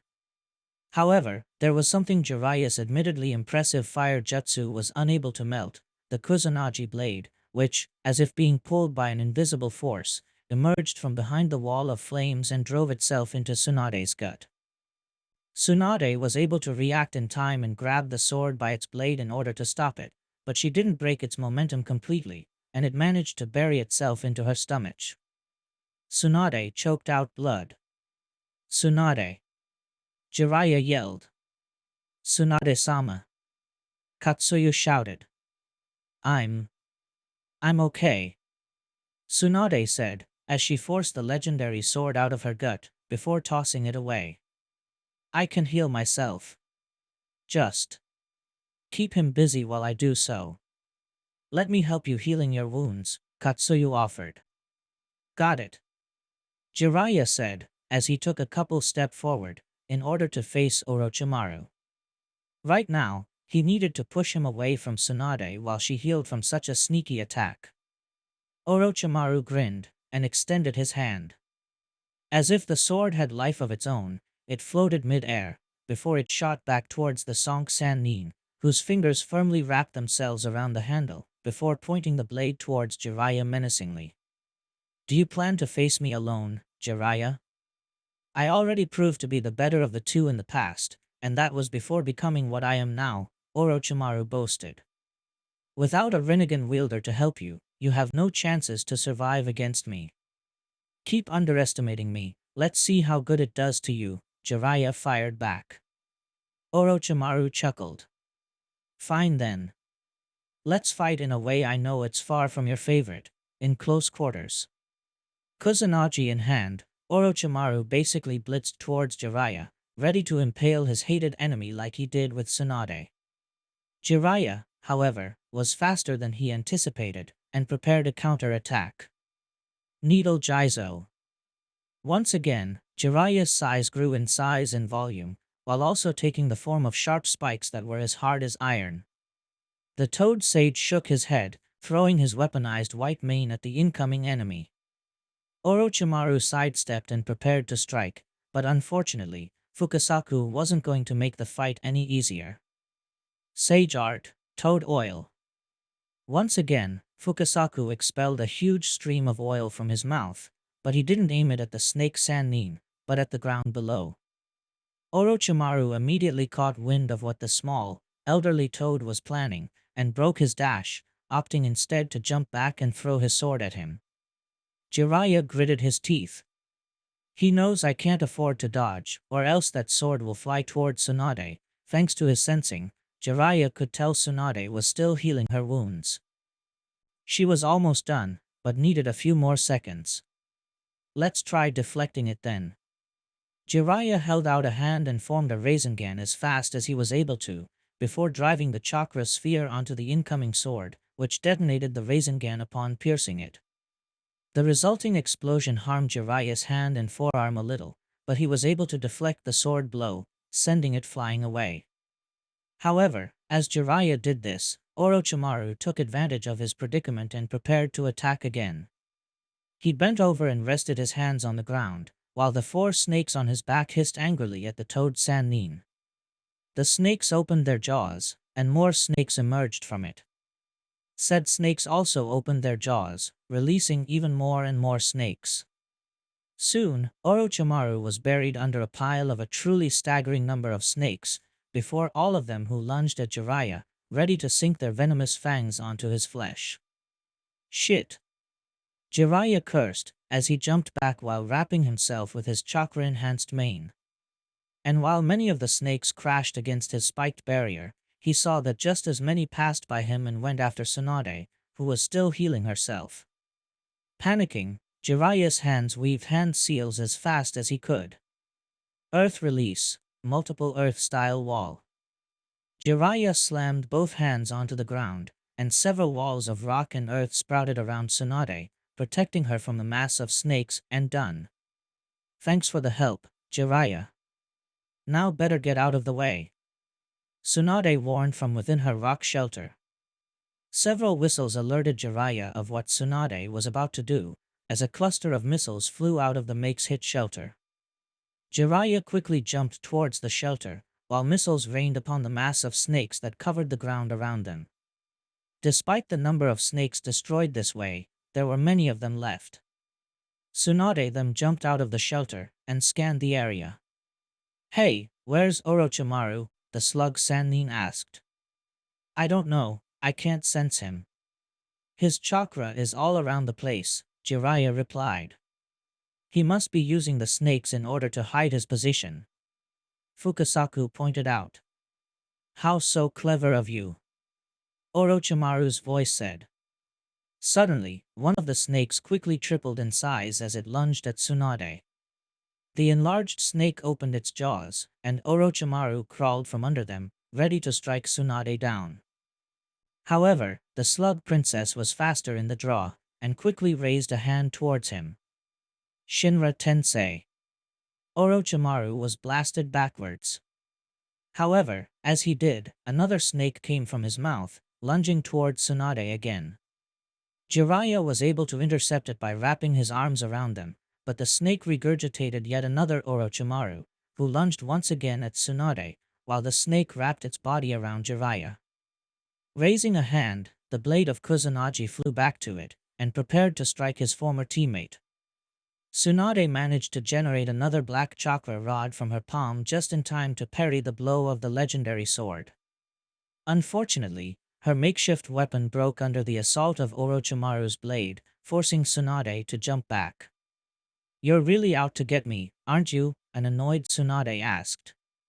"What can I say? The Uchiha genes within this body makes me yearn for Senju blood," Orochimaru said with a feral grin. Now unfortunately for Orochimaru, a prehensile tongue wrapped itself around his ankle, pulling him back and tossing him backwards with extraordinary strength. As he was flung over, Orochimaru could see it was that wrinkled toad on Jiraiya's shoulder pulling him back, while the white-haired man got rid of the snake with the help of a shadow clone, and was using its help to prepare his next jutsu, before the snake Sannin was slammed against the ground, making the whole cave shake once more. "Well done, Pa," Jiraiya praised, as he held a Rasengan with both hands, while the clone infused it with elemental chakra. The Rasengan started to grow in size and change color, from blue with a white core, to bright red with an orange core. Though rather than a mere fireball, Jiraiya looked like he was holding a miniature sun on his hands. "Now's your chance, boy. While he's down." Nodding wordlessly, Jiraiya dashed towards Orochimaru, who just jumped back to his feet. However, he wouldn't be able to dodge the next attack, something was aware of as his red eyes shrank in horror upon realizing the sheer power Jiraiya's attack was packing. What kind of dash, fire release, spiraling inferno? Jiraiya slammed the miniature sun onto Orochimaru's chest, the sphere of fire and heat tripling in size as its stored power was released at once, before it exploded in an infernal cone that bathed Orochimaru in a sea of orange flames, while being violently pushed backwards. The flames burned so bright, they illuminated the entirety of the cavern for a few seconds as if it was bathed by daylight. As Orochimaru smashed against yet another wall, the cave shook again. "You know, I'm tempted to say that there's no way Orochimaru survived that," Tsunade said as she walked towards Jiraiya. "But I still sense his chakra going strong." "I know. Though even if you must be the one to kill him for the plan to work, I'm not even going to bother to hold back," Jiraiya told her. "Look, there he comes." Once again, Orochimaru was back on his feet. As the cloud of dust raised by the impact dispelled, the Konoha ninja could see Orochimaru's smoking body was covered in burnt bone plates. The plates started to fall to the ground one after another, revealing sizzling charred flesh. Orochimaru then opened his mouth extremely wide and regurgitated a new body, shedding the charred one. "Even with Kimimara's dead bone pulse to protect my body, that jutsu nearly killed me," Orochimaru said, as he got back on his feet. "It pains me almost as much to admit that you developed quite the killer jutsu, Jiraiya. But as you can see, not even that is enough to bring me down." "Don't worry, I can perfectly settle for seeing you suffer," Jiraiya snarked. He then looked at Tsunade. "Ready to continue?" "You can bet I am," Tsunade replied. As Jiraiya and Tsunade closed in, Orochimaru's eyes narrowed as he started to rethink his plan of action. "I think I underestimated these two. Tsunade's Rinnegan doesn't make her impossible to get close to, but gives her several ways to avoid my ninjutsu attacks. And Jiraiya is no slouch either. I can beat either of them on their own, but by working together, they can always get in the way and help each other if they're in trouble. Distract one while I focus on the other has proven to be an ineffective strategy. My many bloodline limits give me a huge advantage over them, so I better use those to overwhelm them. Time to test the limits of my new power." Orochimaru pondered, just as his enemies were getting closer. As Jiraiya rushed forward, he made several hand seals. "Earth release, swamp of the underworld." The white-haired Sannin slammed his hands on the ground, turning it into a muddy swamp, spreading towards Orochimaru's position. The Sonk Sannin avoided the attack by leaping into the ceiling, using chakra control to stick his feet on one of the stalactites. "Got you," Tsunade said, as she cast her hand upwards. Dansho Tenin. Dance of the Larch. However, Orochimaru already expected that, and he was flung towards his former teammate. He quickly grew multiple sharp bone spikes around his body. Tsunade's eyes widened in shock upon seeing he had been played with, and jumped backwards in an attempt to avoid being skewered, while Orochimaru landed on his feet with a thundering noise. And that's not all, Orochimaru said, as he started to spin around his feet. Dance of the Larch, all killing bone spikes. Orochimaru fired the bone spikes growing from his body in every direction, forcing Jiraiya and Tsunade to put even more distance between them and his opponent, as well as between themselves. As the bones landed on the ground or hit a stone column, they could see that the spikes either burst into flames, were crackling with electricity, or melted the rock. Arg! Jiraiya screamed as he failed to dodge one of the bones, who lodged into his shoulder. Jiraiya! Tsunade screamed. Yes, I should better get rid of Jiraiya first. Unlike Tsunade, he has no way of healing himself, Orochimaru said, as his lips curved into an evil grin. Don't worry, Jiraiya-chan, I'll get that out in a dash, Fukasaku said, as he moved to remove the bone spike from the toad sage's flesh. However, before he could do so, the wound was frozen in ice, as the ice started to slowly spread around Jiraiya's shoulder. Do you like that, Jiraiya? I can combine my many elemental bloodline limits with Kimimara's dead bone pulse attacks. This is nothing but the tip of the iceberg of all the possible combinations I can experiment with. Orochimaru boasted, before sending a flurry of more elemental bone spikes towards Tsunade with a swing of his arm. Even if Tsunade could absorb the elemental chakra the bone spikes were coated with, Tsunade couldn't absorb the bones themselves, at least not before they caused her damage, so she only had one way to avoid the attack. Shinra Tensei.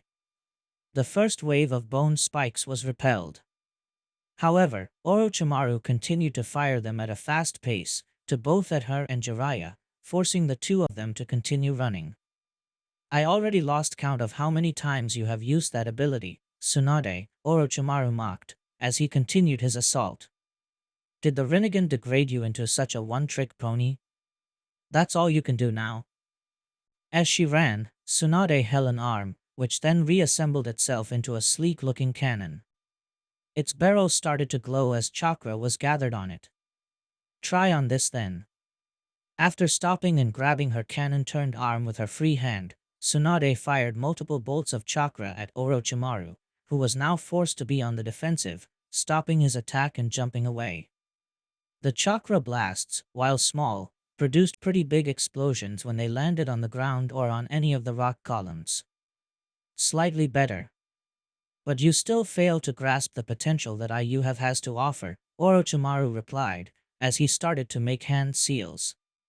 While intelligent, you were always a blunt woman, Tsunade. You're an excellent medic, but when it comes to actual fights, you can't think in anything more complex than smashing your enemy with your fists or with something big and blunt. I can't stand seeing that Rinnegan being misused like you're doing right now. Wood release, deep forest bloom. Once again, Orochimaru summoned a multitude of large wooden roots and vines across the cavern. Said vines, however, had many large flowers growing on them. Tsunade's eyes widened upon realizing what jutsu was that. Jiraiya, stay away from the pollen released by the flowers. It will knock you out. Tsunade warned, as she covered her mouth and nose with her forearm. It's especially worse here since we're in a place with no airflow. I'll deal with them myself before they can turn into a problem. Jiraiya replied, weaving hand seals of his own. Sage art, fire release big flame bullet. And you think I'm going to let you? Orochimaru asked, his hands moving even faster than Jiraiya's. Water release, great waterfall jutsu. Jiraiya breathed a massive wall of fire towards the pollen-pumping flowers, but unfortunately, it was met by a roaring vortex of torrential water, putting out the fire before it could incinerate the offending plants. Jiraiya gritted his teeth and growled in frustration, while Orochimaru grinned in triumph. I won't let you destroy the flowers. Now stop resisting and let them put you to sleep, Orochimaru said as the yellow cloud began to expand. At the very least, your deaths will be quick and painless. So, the complete opposite of what your death is going to be then. Jiraiya said, as she made several hand seals. Sage Art, Flying Needle Senbon. Jiraiya's hair stood on end, before he fired thousands of needles made of his own hair towards Orochimaru. The snake Sannin was ready to counter the attack, when suddenly the needles changed their direction to the sides, crashing against the wooden vines and roots Orochimaru had summoned, as well as the flowers. And without the flowers constantly pumping pulled into the air, the pollen cloud quickly began to shrink down in size instead of expanding, breaking down and dissipating. What the? Did you like that, Orochimaru? Thanks to Sage Mode, I have a degree of control of my hair senbons once I launched them. Jiraiya boasted. Jiraiya, Tsunade as she walked towards her husband. This enclosed space puts us on a disadvantage, limiting us to smaller jutsu and not allowing us to summon animals. We need to take this to open air. I'm with you, but I doubt Orochimaru will let us change the battlefield, Jiraiya replied. I have an idea.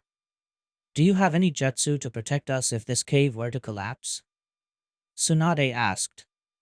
Yeah. I have something that could shield us. But why are you asking that? Jiraiya asked. You aren't planning to bring this cave down while we're still inside, are you? Brash as she is, I don't think Tsunade-sama would ever do something so recklessly stupid, the Katsuyu clone said, before looking at her summoner. Right? Tsunade merely smirked, much to the white-haired man's horror. Before Jiraiya or Katsuyu had the chance to speak any further, Tsunade began to smash every stone column she could see, while also stomping on the ground with much force as she could, subjecting the cave to the equivalent of an earthquake. The effect was immediate, and soon rocks and boulders of every size started to fall from the roof as the cave started to collapse on itself. Are we getting that desperate? Orochimaru asked in a jovial manner, almost unfazed by the cave being brought down on him, as large rocks landed around him. Whatever suits you then. Jiraiya, prepare that jutsu, now. Tsunade said, as she returned to him. Your bats hit crazy, woman. Did anybody tell you that? Jiraiya shouted, as he scrambled to make the hand seals for the protective jutsu. You'll be thanking me when we win. Tsunade replied, before the two of them were buried by an avalanche of boulders. As the mountain collapsed, the graveyard was shook by a powerful tremor, toppling down many trees, scaring birds into flying away and ground animals into running as far as they could from the epicenter of the man-made catastrophe. While not with the same intensity, the aftershocks of the initial earthquake were felt in the rest of the continent as well.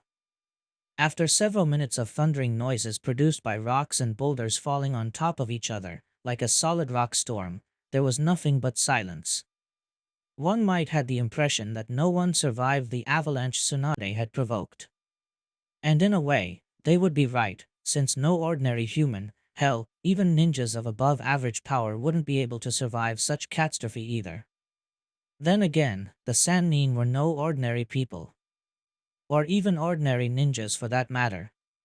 And indeed, after a few minutes of silence, several rocks started to rumble, as if something was under them. And, indeed, a toad statue made of solid black rock burst from under the pile of boulders, sending them flying away. The toad statue then opened its mouth, and spat both Tsunade and Jiraiya to the ground. Its job done, the statue disappeared, leaving a puff of smoke behind it. Next time you plan to do something like that, warn me with a lot of time in advance, Jiraiya began. So I have enough time to get as far away from you as possible. Quit winning. It wasn't so bad. I mean, we're alive, and we're not worse for the wear, aren't we? Tsunade asked. What happened to Orochimaru? Katsuyu asked. Is he still alive? I'd wish he wasn't, but I know this isn't enough to kill him. Not by a long shot, Tsunade replied.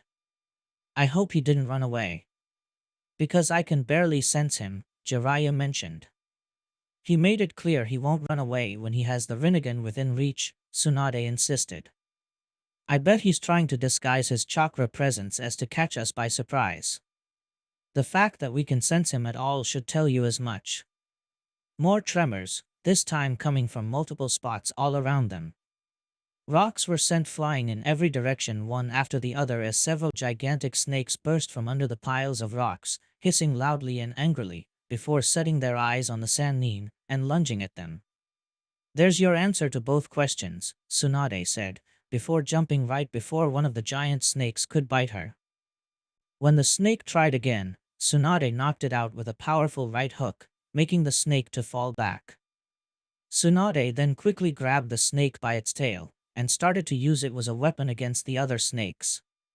Yes, this is what I was talking about, Tsunade guilefully said as he slammed the unconscious snake against another one. I really need a wide open space to properly go all out. Jiraiya, meanwhile, bit his thumb and made several hand seals. Summoning Jutsu. Slamming his palm on the ground, there was a huge burst of smoke, with Gamaken emerging from the resulting cloud, Jiraiya standing on his head. The Sannin didn't even have to say anything, since the moment the giant toad saw the equally large snakes coming, his battle instincts quickly kicked in and started to fight them off. Good job, Gamaken-chan. You're doing great, Fukasaku praised. Thank you, esteemed elder. My training to curb my clumsiness is paying off, the soft-spoken toad replied as he fended off a snake. As Jiraiya oversaw the battle, he directed his senses towards tracking Orochimaru. This attack made it obvious that Tsunade was right in her assertions and their treacherous former teammate didn't plan to leave empty-handed. In that moment, he sensed a spike of chakra. Orochimaru prepared to attack again now that Tsunade was busy and apparently distracted. There, Jiraiya said, having tracked the position of his former teammate, who was moving under the piles of rubble covering the ground, and leaped towards him. He held up a hand, as an energy sphere formed on it. Rasengan. Jiraiya slammed the sphere of destructing where he believed Orochimaru was, producing a huge explosion that grinded the rocks it directly hit into pebbles, while sending more rocks and boulders away in every direction. Unfortunately, however, Orochimaru had evaded Jiraiya's attack. The moment Jiraiya attempted to strike again, he was attacked by a pair of giant snakes. Tsunade, watch out, he's going after you, Jiraiya warned, while dodging the attacks of the giant reptiles. However, Tsuni heard Jiraiya's advice too late, and when she sensed Orochimaru coming out from under the pile of rubble, riding on the mouth of yet another giant snake, the ex-Konoha ninja was already weaving hand seals at an imperceptible speed. Lightning release, Wrath of the Thunder God. As he jumped out of the mouth of the giant snake, Orochimaru's body started to crackle with yellow electricity, before he thrust his arms towards the blonde Sannin, and his entire body released a massive electric discharge in the form of a storm of lightning bolts that moved towards Tsunade in an arc. Tsunade, who was still using a giant snake to bludgeon other snakes, tried to drop it in order to absorb the attack, but wasn't fast enough, and the attack connected. Aaggh, she yelled, as the powerful electricity coursed through her body. Grinning triumphantly upon seeing that a ninjutsu attack finally connected, Orochimaru decided to go for another before Tsunade had the chance to recover or Jiraiya could interfere. Wind release, Great Breakthrough. Orochimaru blew a powerful wind current from his mouth, which thanks to Sage Mode was akin to an hurricane, and besides blowing Tsunade away, it cleared the area in front of him of rocks and boulders of all sizes, sending them flying as well. Once the wind attack subsided, Tsunade fell to the ground with a loud thud. Despite the brutal impact, Tsunade was stirring on the ground, attempting to get back on her feet. Her chakra signature was faint, but it was still there. No doubt she'd try to heal the damage first. Fortunately, Orochimaru could sense that Jiraiya was still busy with the rest of the giant snakes. Yes, now it was the best chance to end her and claim the Rinnegan. Summoning the sword of Kusanagi to his hand once more, the Sonk Sannin rushed towards his fallen enemy. This is your end, Tsunade. No one can save you now, Orochimaru said, as he leaped into the air, ready to sink his trusty blade onto the Sanin's gut. Say hello to Dan and Nawaki when you see them in the afterlife. However, seconds before Orochimaru's blade touched Tsunade's body, Tsunade's chakra signature were from faint to exploding like a supernova, and the blonde Sannin rolled to the side, narrowly avoiding the thrust. Tsunade then jumped back to her feet with a vitality that surprised Orochimaru, and stomped on the ground, causing a small tremor that made the black-haired man to almost lose his balance. In that moment, knowing that he couldn't use the Sharingan to avoid it, Tsunade took the chance to deliver a savage punch to Orochimaru's face, sending her ex-teammate flying in an arc, before landing on the ground. You think that those two shitty jutsu were enough to put me down? Tsunade asked. Then again, those jutsu did harm her more than she wanted to admit, but she was still good enough to keep fighting. Miraculously, Orochimaru had survived the hit, having only his jaw dislocated, almost blown out of the rest of his skull. However, he was able to recover from the damage with his shed skin body replacement. Then again, Tsunade wasn't fazed. That jutsu of yours is really annoying, didn't anybody tell you that? We work so hard to pound you to death, and there's not even a miserable bruise to show for it, Tsunade said, shaking her head. Unfortunately for you, my next attack won't be something you will be able to heal so easily. Oh, is that so? Orochimaru asked, sounding almost curious. Now that's quite the bold and confident affirmation, Tsunade. If you have such a jutsu under your arsenal, why didn't you use it before? Tsunade smirked, almost expecting that question. Because the battleground wasn't suited for it, she then aimed a hand at Orochimaru, who quickly tensed up. Chibaku Tensei. A black sphere the size of a marble flew out of Tsunade's hand and slammed into Orochimaru's chest with a deceptively strong force. Much to his surprise and horror, Orochimaru was then lifted into the sky as the gravity core began to pull all the rubble around it, burying the snake Sannin under a ball of rocks. Just like it did when Pain used it with Jiraiya on Konoha, the forming planetoid slowly rose into the air as more and more rocks, rubble, and chunks of earth were pulled into it, increasing its size. Tsunade was sure the jutsu alone wouldn't be enough to bring Orochimaru down. Thanks to Sage Mode, Jiraiya was able to survive the crushing pressure the rocks exerted on his body, to the point that he only had a few broken bones that were easy to mend. And there was the fact that Orochimaru had more than likely made a lot of extra modifications to his body, born from extremely unethical researches from a medical point of view, Tsunade could tell, to make himself harder to kill. Not that it mattered, as Tsunade didn't want to kill Orochimaru with this attack, since it wasn't part of her and Jiraiya's plan. However, he was sure that the impact of the nascent asteroid would left Orochimaru within an inch of his life, too weakened to use that annoying shed skin technique. And then Tsunade would carry the final step of her plan. But alas, it wasn't mean to be. Greya Wargarg. Tsunade saw in shock how after the loud roar, like a chicken hatching from an egg, a massive monster broke out of the asteroid from the inside, destroying it completely. The monster appeared to be 8 giant snakes with razor-sharp white scales, but upon further inspection, she saw it was a single creature with 8 snake heads and 8 tails. With the gravity core destroyed as well, the giant monster fell to ground below, producing a thundering noise upon hitting the ground, and sending nearby rocks flying in every direction. Tsunade! Jiraiya shouted, as Gamaken landed behind her. Jiraiya jumped off Gamaken and ran towards his wife. Tsunade could sense the worry in the white-haired man. What the hell just happened? What's that thing? I thought I already had him, Tsunade said, trying to repress her frustration. I had him, and then he goes and pulls out this. Bullshit. Humans, toads, and slug watched the 8-headed snake with a mixture of awe and horror. Each one of its heads was probably as big as Manda or Kurikiba, yet the chakra the monster radiated was way more powerful than that of those snakes. Even the large Gamaken looked puny compared to them.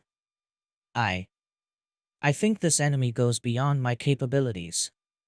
Gamaken noted, remaining calm even when fear bubbled inside him. Then again, I'll stay and help you as much as I can. Ha ha ha ha ha, a laugh echoed through the place, as one of the snakes opened its jaws, and Orochimaru crawled from beneath it, sword of Kusanagi in hand, reminding the Konoha ninjas and their allies that this wasn't a summon, but a transformation. Behold, you filthy worms, the true extent of my power. Now perish so I can claim the Rinnegan. 5 of the snakes opened their mouths, releasing a torrent of water, a mass of electrical bolts, a barrage of rocks, a powerful tornado and a stream of flames at the people and animals below. Shit, those elemental blasts are too far apart, I can't absorb all of them. Tsunade thought, gritting her teeth in anger. Scatter. They did as she commanded, with Tsunade jumped to one side, Jiraiya to another and Gamaken to another. The snakes, however, were relentless and continued to fire elemental streams towards them, leaving them no opportunity to attack. 2 of them fired their blasts towards Tsunade, fortunately for her, close enough to absorb. Gakido. Tsunade held her arms towards the torrent of water and storm of electricity, creating the barrier of white light that converted the attacks into pure chakra and assimilated them into her body. And after how much chakra she had been expending, even with Sage Mode, a recharge was something she welcomed. That failed Chibaku Tensei had cost her a lot of chakra. Tsunade-sama, watch out, the Katsuyu clone warned. Unfortunately, Tsunade absorbing the attack was what Orochimaru was counting on, and while she absorbed the water and the lightning, a 6th snake head opened its jaws, releasing a torrent of molten lava to the ground, creating a flow of lava that moved towards her. Since the first 2 attacks came from above, Tsunade's barrier didn't cover the ground, and thus couldn't neutralize the lava. However, if she stopped absorbing the 2 basic elemental attacks, she would be hurt by them.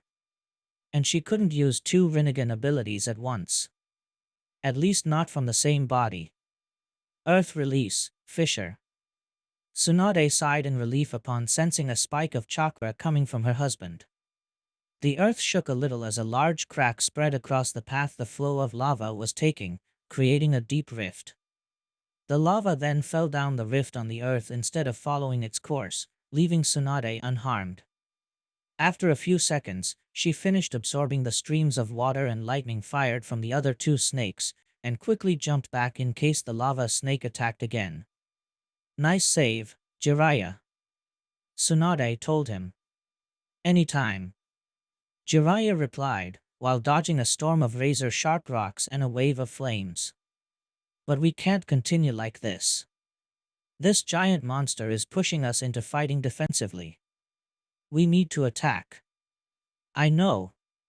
Tsunade said, as her one visible eye scanned what she believed was Orochimaru's strongest form. That thing sure has a lot of range, but I don't remember seeing it move from that one spot. Perhaps it's stationary. In that case, I have the perfect jutsu to counter it. Not even your Rinnegan is a match for this form, Tsunade. Now die and let me claim it. Orochimaru said, as he raised the sword of Kusanagi above his head. The other 7 snake heads stopped firing elemental blasts at Jiraiya and Tsunade, and instead beams of purple and black chakra flowed out of their mouths and into the blade of Kusanagi, which absorbed the energy, as an aura of the same color engulfed it. Try absorbing this. Orochimaru then threw his chakra-charged sword towards Tsunade. The sword flew found leaving a trail of purple light with black edges as it moved towards the blonde medic. She knew Orochimaru was expecting her to use Shinra Tensei and attack her while she was wide open, so she had no option other than jump backwards. The sword missed her, but once it stabbed into the ground, it released all its stored energy in the form of a powerful purple and black explosion, ripping the ground apart, sending large chunks of earth and rocks flying away in every direction, and knocking Tsunade backwards. Ugh. Do you realize now how big the gap between you 2 and me actually is? Orochimaru taunted. Unfortunately for you, this is the kind of mistake you pay with your life. Only one life will be come to an end today, and it won't be ours," Jiraiya loudly replied. In front of him, there were 6 clones, preparing 3 spiraling infernos. "Take this, you monster." Fire release, spiraling inferno. "Don't make me laugh, Jiraiya. That attack might have do something before, but countering it will be child's play," Orochimaru said, watching the 3 spinning flaming orbs flew towards him. 5 of the snake heads fired streams of the 5 basic elements towards Jiraiya's triple attack, detonating them prematurely. However, much to Orochimaru's surprise, the 3 attacks merged into one massive wall of fire that started expanding towards him, forcing the Sannin to pour more chakra into his attacks in order to counter them. Little by little, he was able to push the expanding wall of fire backwards. "You almost got me there, Jiraiya, but once again sage art, gracious deity gates." Orochimaru sensed the spike of chakra coming from Tsunade too late, as red torii gates started to fall from the sky onto him, pinning the snake heads to the ground. "Weren't you watching when I used this jutsu against Nagato's summoned animals, Orochimaru?" Tsunade asked. "Jiraiya, now." "You got it," Jiraiya said, carrying yet another spiraling inferno on his hands. "You won't evade this one." Fire release, spiraling inferno.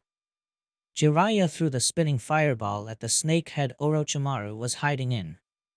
However, Orochimaru revealed that he wasn't really attached to the snake head as it appeared, and like an actual snake, quickly scurried out of it before Jiraiya's attack made contact and reduced the head to ashes in a spiraling dome of blazing death.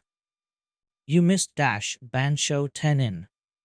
Orochimaru felt how his body was devoid of all weight for a split second, before being forcefully pulled toward Tsunade's open hand by an invisible force.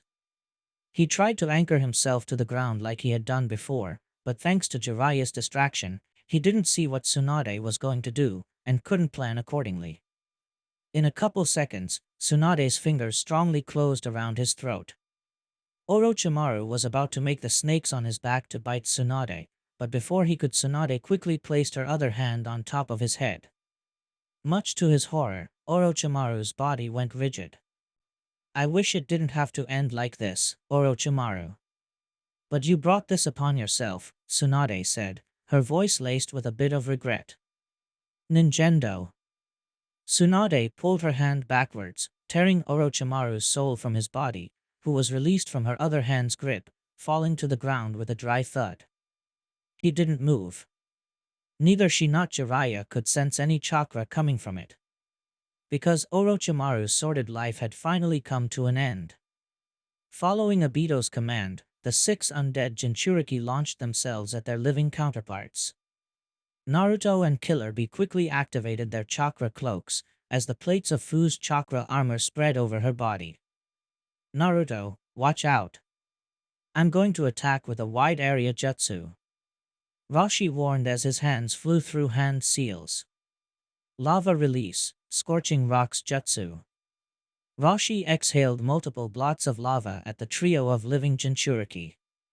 Naruto and Killer Bee jumped in different directions, while Fu flew into the air. The lava splashed around, setting the trees on fire.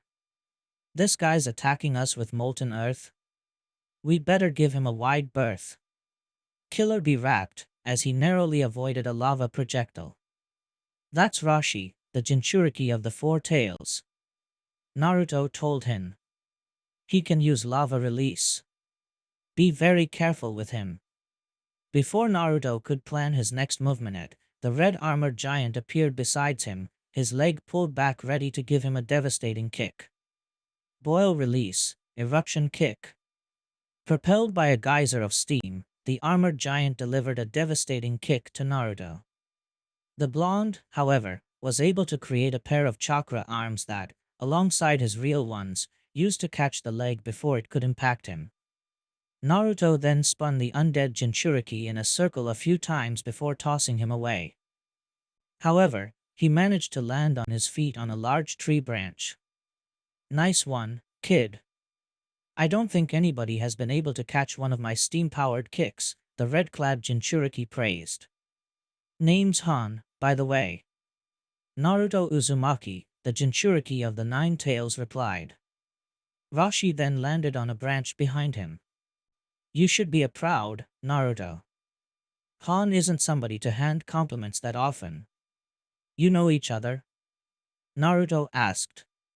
We were Iwa's two Jinchuriki, of course we do. Han replied. Rashi was one of the few people that made living in that shithole worth it. If he's a friend of you, then you can consider me one as well. Please ignore my unwilling attempts to kill you.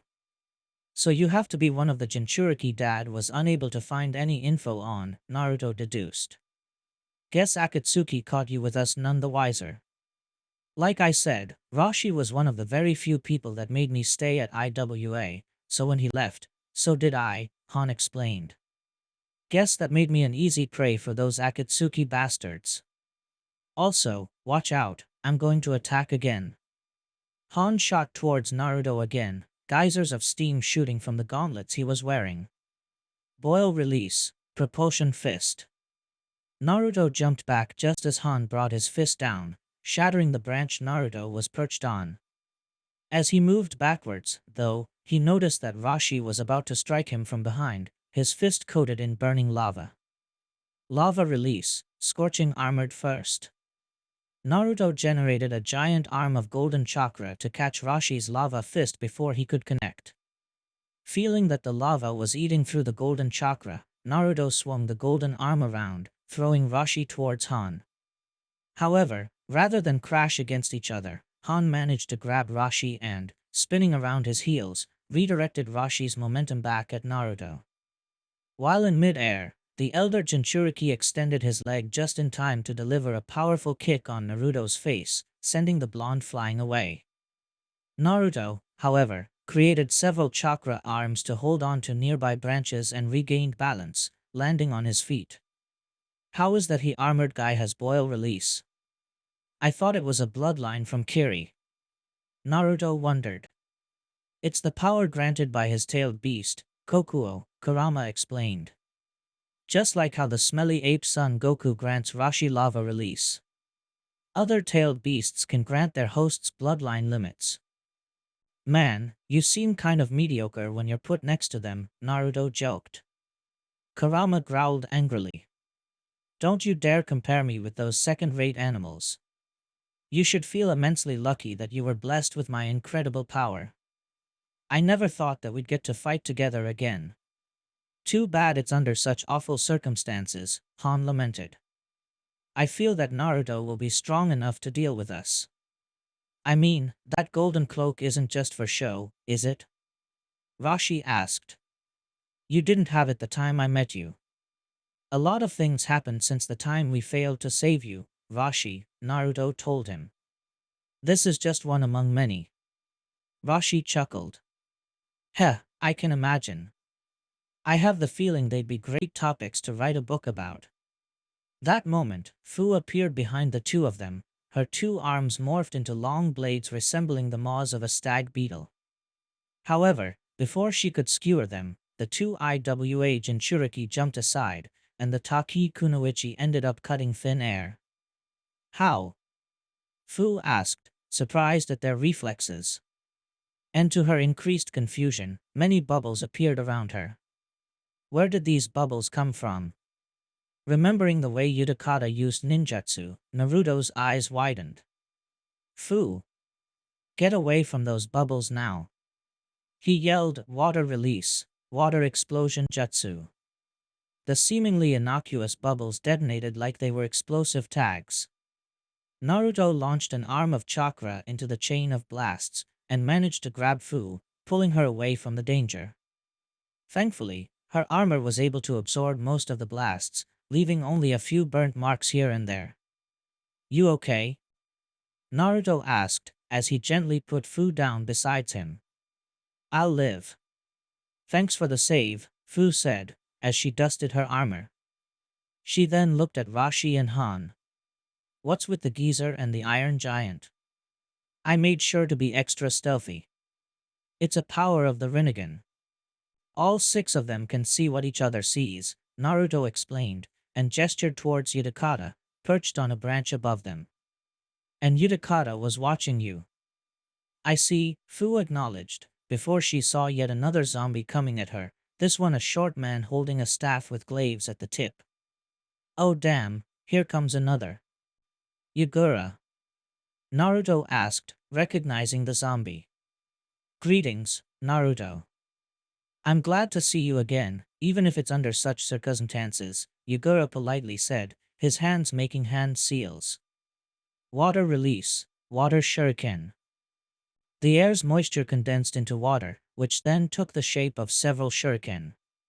The watery stars then flew towards the two Jinchuriki, who quickly started to weave seals.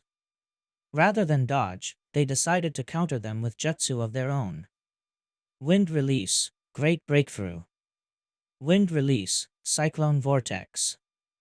Naruto thrust his hands in the direction of the shuriken, releasing a powerful horizontal tornado, while Fu blew a strong wind current from her mouth. The combined wind attacks broke the incoming shuriken, as the water forming them dispersed into moisture once again. However, while the wind traveled forward, Yagura was already working on a counterattack. He motioned one hand in a circle, creating a perfectly circular mirror made of water. Water release, water mirror jutsu. Using the glaive at the end of his staff, Yagura turned the mirror around, revealing a copy of Naruto and Fu. The copies jumped out of the mirror, and formed the same seals the originals had weaved. Wind release, great breakthrough. Wind release, cyclone vortex. The copies released the same attacks as the originals. The four wind jutsu clashed against each other, no attack pushing the other back, until all four of them ran out of power. The mirror copies then quickly vanished. Man. I need to learn that jutsu, Fu said in awe. It seems that Yagura hasn't lost his edge since the last time I fought him, Naruto said, glaring at the reanimation. You know that guy as well? Fu asked. Yeah. That's Yagura, fourth Mizukage and Jinchuriki of the Three Tails, Naruto explained.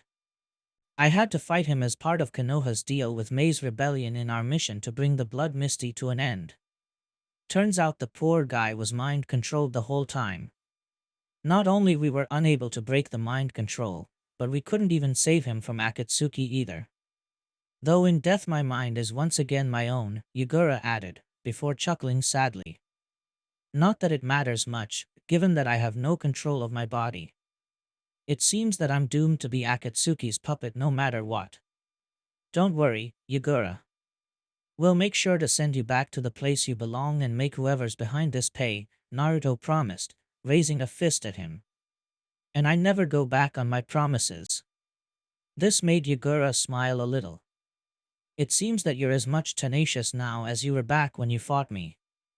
Yes, I know you'll do your best, Naruto. By the way, may I ask about my wife and my son? Do you know if they're okay? They're fine. Your family and the rest of your loyalists surrendered once the news of your condition spread, and Mei, the current Mizukage, pardoned them, Naruto explained. Yagura seemed to sigh in relief. It's good to know that. If only I could see them one more time. Yagura lamented, before his body tensed up. Watch out, I'm going to attack you again. Water release, tsunami glaive. Yagura then leaped towards the two Jinchuriki, rearing his staff back. Water started to gather around the glaive at the end of the weapon, forming a large blob around it.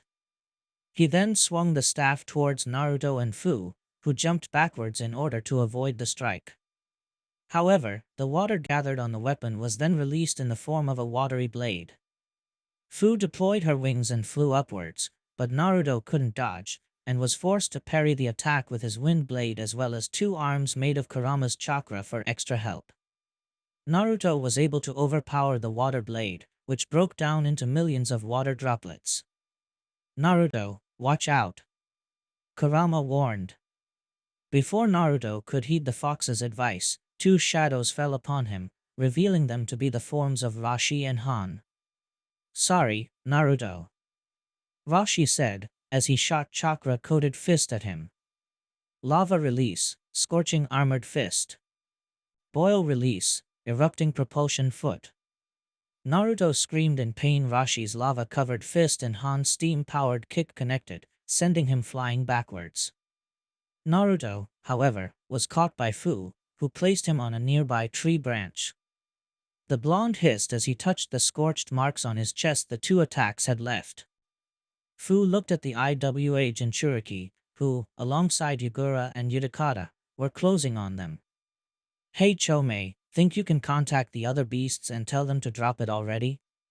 Sorry girl, but I can't sense them, Chomei apologized, sounding a little sorry. Even if the Jinchuriki have access to their powers, I can't sense my siblings inside any of them. That's because they aren't really there. If these 6 are like Mito, the rest of our siblings are still inside the demonic statue, and they're able to channel their power thanks to a chakra nail stuck on their bodies, the fox explained. Yeah, what Kurama said, Naruto agreed. Right now, we should focus on finding where those nails are and remove them as soon as possible, Naruto said. Meanwhile, as Naruto and Fu made plans, Killer Bee was fighting Yujito alone. The blonde Kunoichi assaulted Killer Bee with an onslaught of swipes from the claws growing from her fingernails, swipes that Killer Bee expertly parried with his swords. The rapper managed to swipe an arm aside, before smacking her with one of his tails, sending her flying backwards. I'm sorry, Yujito-chan, but I need to be tough, so, hope you don't dash. However, before Killer Bee could finish his line, he was assaulted by a large sand tornado, forcing the Kyumo Jinchuriki to jump backwards. Hey, what the hell's wrong with you, dude? Getting in the middle of my and Yujito's fight, that was pretty rude. Killer Bee protested. Stay sharp, Bee. There's no time for polite gestures. Yujito warned, as her hands started to form hand seals. Fire release, mouse hairball. Yujito expelled a single, large fireball made of blue fire that quickly split into many, mouse-shaped fireballs, all of them flying towards the living Jinchuriki. Killer Bee's sword started to crackle with electricity as he channeled lightning chakra through them, and deflected all of them while jumping backwards. Bee, behind you, watch out. Yuki warned. And indeed, another sandstorm formed in the direction Killer Bee was jumping to. Fortunately, he was able to change his course by wrapping one of his chakra tentacles around a nearby branch above him, avoiding the sand tornado. However, the bearded old man jumped from within the sandstorm, and raising his hand, formed a large spear out of sand, before engaging Killer Bee on hand-to-hand combat. ZZZZZZZ. What the? Is this guy snoring? Does he find fighting against me boring? Killer Bee shouted, taking offense at his enemy's flippancy. That moment, the old man suddenly woke up, looking startled. Huh? Where am I? The old man asked, sounding confused and scared. However, his body continued moving on its own and fighting with surprising skill. Hey, sorry for fighting against you. My body seems to move on its own. That's Bunpoku, B. He's the One-Tail's first known Jinchuriki, Yujito explained, as she jumped to join the fray. Be careful with him, he might be a narcoleptic old man, but he's as much of a threat as I am, Yujito warned, before she quickly glanced back at Obito, who was still perched on the same branch as before, not having moved a centimeter since the battle began. And be careful with that man. He has one half of the 9 tails bound to his will. The fox won't be a problem anymore. We used his Jinchuriki to wipe the floor, Killer Bee reassured his former fellow Kyumo ninja. You did? Good. Still, don't lower your guard, Yujito insisted. I underestimated that man, and it cost me my life. I'd hate seeing you making that mistake. Damn, fighting against Yujito-chan alone is quite testing. With the two of them, there won't be any time for resting. Killer Bee distressingly thought, as he parried blows from Bunpoku's sand spear and Yujito's claw swipes. B, we should regroup with the others. Fighting individually against enemies of such caliber won't end well for us, Yuki suggested. As much as I hate to run from a fight, I'm afraid you may be right, it's better to flee and fight another battle than stay and be slaughtered like cattle. Killer Bee agreed. While fighting with one hand and several chakra tentacles, the Jinchuriki of the Eight Tails dug into his ninja tool pouch, grabbing a couple of smoke bombs, and threw them at his feet, creating a large cloud of smoke, stopping Yujito and Banpoku from attacking, and letting the ninja rapper some time to breathe. Now that they can't see, it's time for Killer Bee to flee. Killer Bee thought he was smart enough not to speak out loud when he was trying to be beneath notice, as he dashed towards where Naruto and Fu were exchanging blows with the other undead Jinchuriki. Or he would have, if he didn't found himself surrounded by chakra-charged bubbles. What the? The bubbles detonated like bombs, resulting in a chain of blasts that shook the entire forest. Killer Bee was fast enough to dodge the explosions, but doing so pushed him back against the other two reanimations he was trying to flee from. Looking up, he could see a tall, brown-haired man in a long kimono floating inside a large bubble. Hey, that's not fair. Why do I get 3 enemies going after my hair? Killer Bee protested. Guess the enemy sees you as the biggest threat, Yuki said, shrugging a little. And feels that his chances of winning are greater if he keeps you isolated. I see. If they aren't going to let me go to them, then I'll be the one to flatter this scum, Killer Bee said, as he raised a hand, his index and pinky fingers up. Tailed beast form, oh yeah. Killer Bee started to grow in size as his chakra cloak began to morph into Gyuki's actual form, toppling trees down as his body expanded, and forcing the other 3 Jinchuriki back. From his new vantage point, he could see his fellow Jinchuriki battling against the other 3 undead, not doing that good. Oh well, that was going to change soon. The 2 youths did notice the Kyumo Jinchuriki going into tailed beast form, and glanced at him inquisitively. Fu, take Naruto out off the ground. The fight is going to take a turnaround once I chance the shape of the battleground. Killer Bee said, as he coiled his tentacles around his body. The 2 of them nodded, and Fu grabbed Naruto and flew into the sky. The other Jinchuriki tried to bring them down with powerful ranged ninjutsu, but Fu's speed allowed her to dodge them. Now that his friends were safe, it was time to make his move. Tailed Beast Twister. Killer Bee extended his tentacles as he began to spin around. The tentacles tore apart every tree and rock in the area, flattening the battleground into a complete and empty plain. The speed of the giant beast spinning, as well as the speed of such movement, also caused a tornado to form around Killer Bee, which sent the 6 undead Jinchuriki flying away, before they fell back into the ground with loud thuds. Once the wind ceased and the clouds of dust raised by them settled, they could see that Killer Bee was now standing in the middle of a large crater, and that all the forest in a kilometer around him had been wiped out, leaving nothing but ground. Whoa! Fu said from above, awed at the sight below her. He made the entire forest disappear. Yeah. Though, this is for the better. We will do better fighting in an open field than around so many trees, Naruto said. Let's go back to B. Fu nodded, and descended towards their teacher, placing Naruto on one of his horns, while she was perched on the other. All right, the 3 of us are together again. Now we can cause the enemy even more pain. Killer Bee cheered. Hey, I see the other Jinchuriki, Naruto said, pointing at their seemingly uncautious forms, lying on the ground. We should try to seal them before they get back. Too late, Kurama interjected. And indeed, the 6 reanimations quickly jumped back to their feet as Obito teleported in front of them. He looked at Naruto and Fu standing on top of Killer Bee's head, and scowled. It seems that fighting you normally isn't going to be enough, Obito said, shaking his head.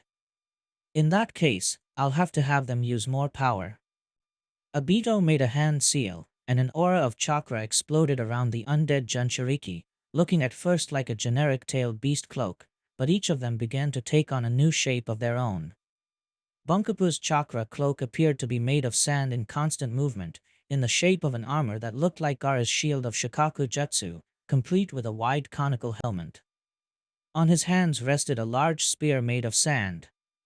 It was the spear of Shikaku, another of Gaara's jutsu, a weapon powerful enough to pierce even a tailed beast chakra cloak.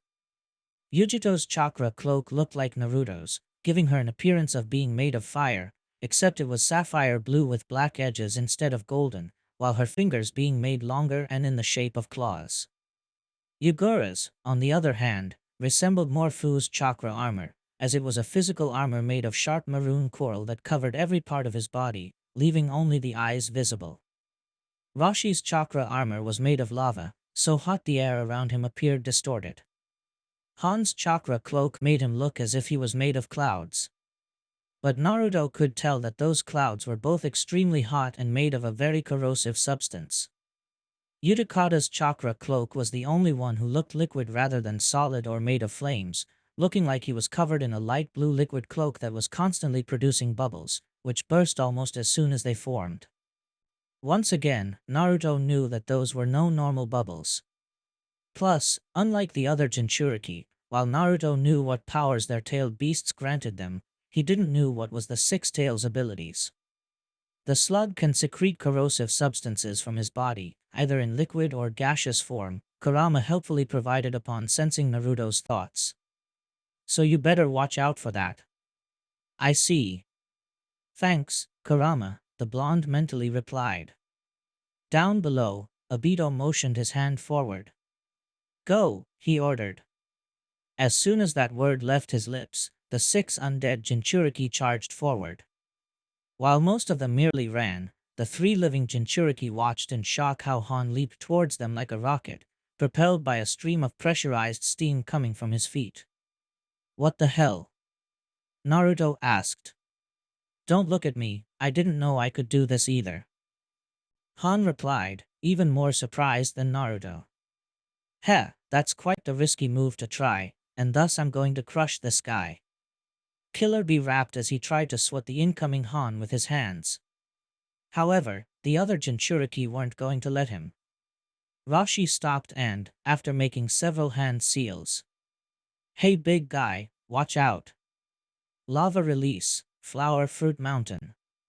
After trying to warn them, Rashi slammed both hands into the ground, and suddenly, the spot Killer Bee was standing on suddenly turned into a pool of burning lava. It wasn't powerful enough to harm him much while in tailed beast form, but it indeed hurt a lot. Ouch. Ouch. Ouch. So hot. Killer Bee complained, as he dragged his body backwards, away from the pool of lava. Unfortunately, the lava distracted Killer Bee from Han, who was barreling towards him at high speed. The former IWA ninja slammed into Killer Bee's face with a tremendous force, enough to knock him on his back. Fu managed to jump and fly into the air before she could lose her balance, but Naruto couldn't do such a thing, and fell to the ground below. Village, the blonde screamed. Naruto!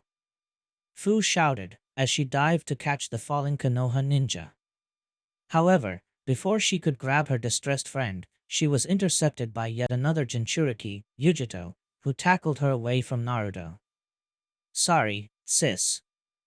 I know that boy means a lot to you, but that man really doesn't want you to help him, Yujito sadly said. Don't worry, I know you don't mean to cause harm.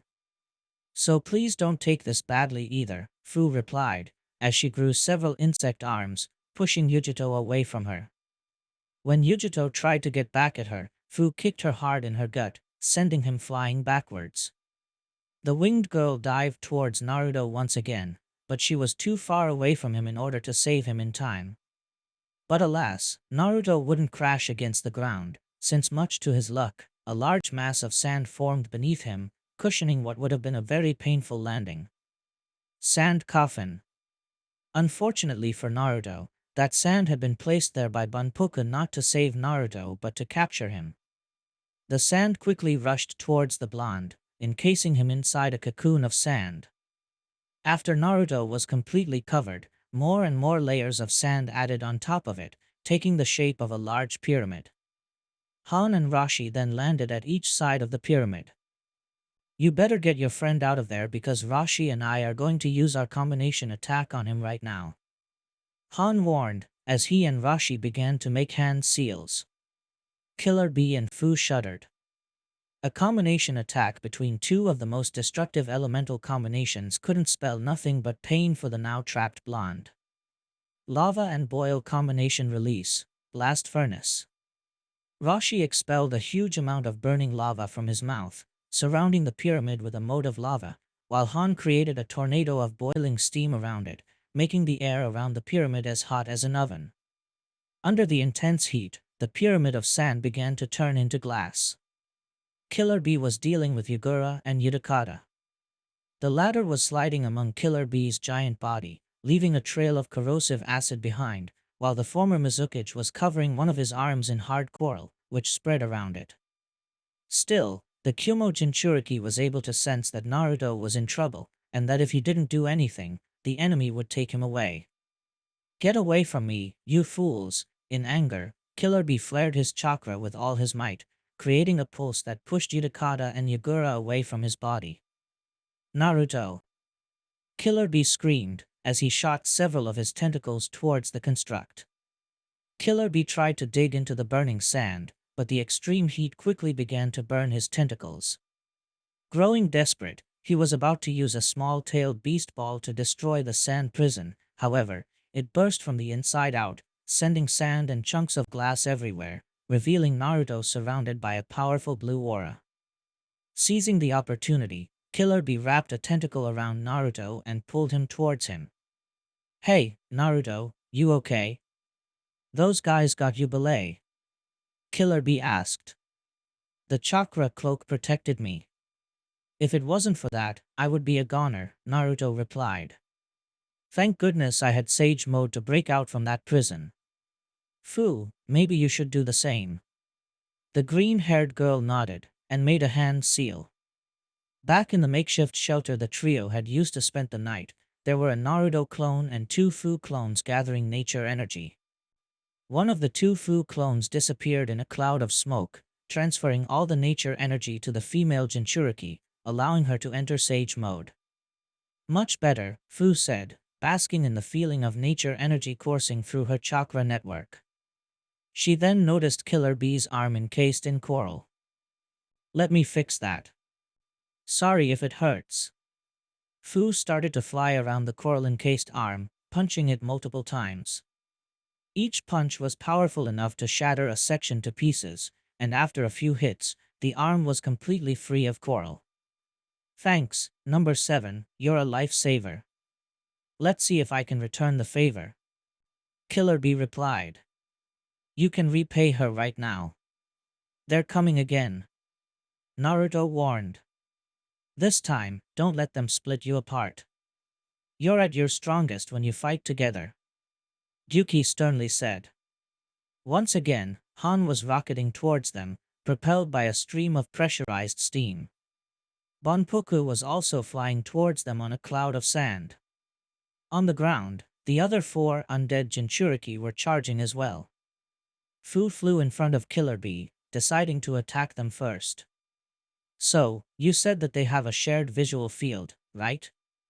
Then, I'm going to end that advantage right now." She made the tiger hand seal, and started to release a cloud of sparkling powder from her open mouth. "Guys, you better close your eyes now."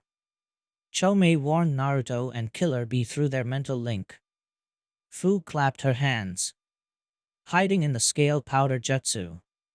Just as Naruto and Killer Bee closed their eyes shut, the cloud of sparkly clouded exploded into an extremely bright flash of light, blinding their enemies. That moment, the 2 youngest Jinchuriki decided it was time to attack. The flash would only last a few seconds, but that would be enough for them. Thanks to the sensing abilities provided by Sage Mode, they could still track their opponents. Fu managed to send Han crashing into the ground by delivering a devastating kick to his face. When she moved to deal with Banpoku, she was assaulted by a tsunami of sand, forcing her to fly back. She started to remember her match against Gaara during the Chunin exams. Just like the redhead, the sand moves on its own to protect the Jinchuriki, Fu recalled, as she started to make hand seals. "But I know the sand's weakness. Water release, Great Waterfall Jutsu." Fu expelled a massive amount of water from her mouth towards the airborne Banpoku. The sand quickly moved to protect him, but all it accomplished was absorb part of the water of Fu's attack, becoming much heavier and thus falling to the ground, leaving the still asleep old man completely defenseless. And indeed, taking advantage of the situation, Naruto created a massive arm of golden chakra and used it to deliver a devastating punch towards the old man, who, like Han, was sent flying downwards, hitting the ground with a loud crashing noise. Nice punch, Naruto. Fu praised, giving her fellow Jinchuriki a thumbs up. Thanks. But we aren't done yet, Naruto said, as the light of Fu's jutsu began to vanish. B-sensei, I'm sensing the other 4 Jinchuriki just below you. Swipe the ground in front of you with your tentacles. You got it. Killer Bee agreed, as he quickly delivered a swiping blow, raising a large cloud of dust, but most importantly, hitting the 4 remaining Jinchuriki, knocking them backwards with a brutal strike. Oh yeah. 4 birds with 1 stone. If you mess with B, you will be blown.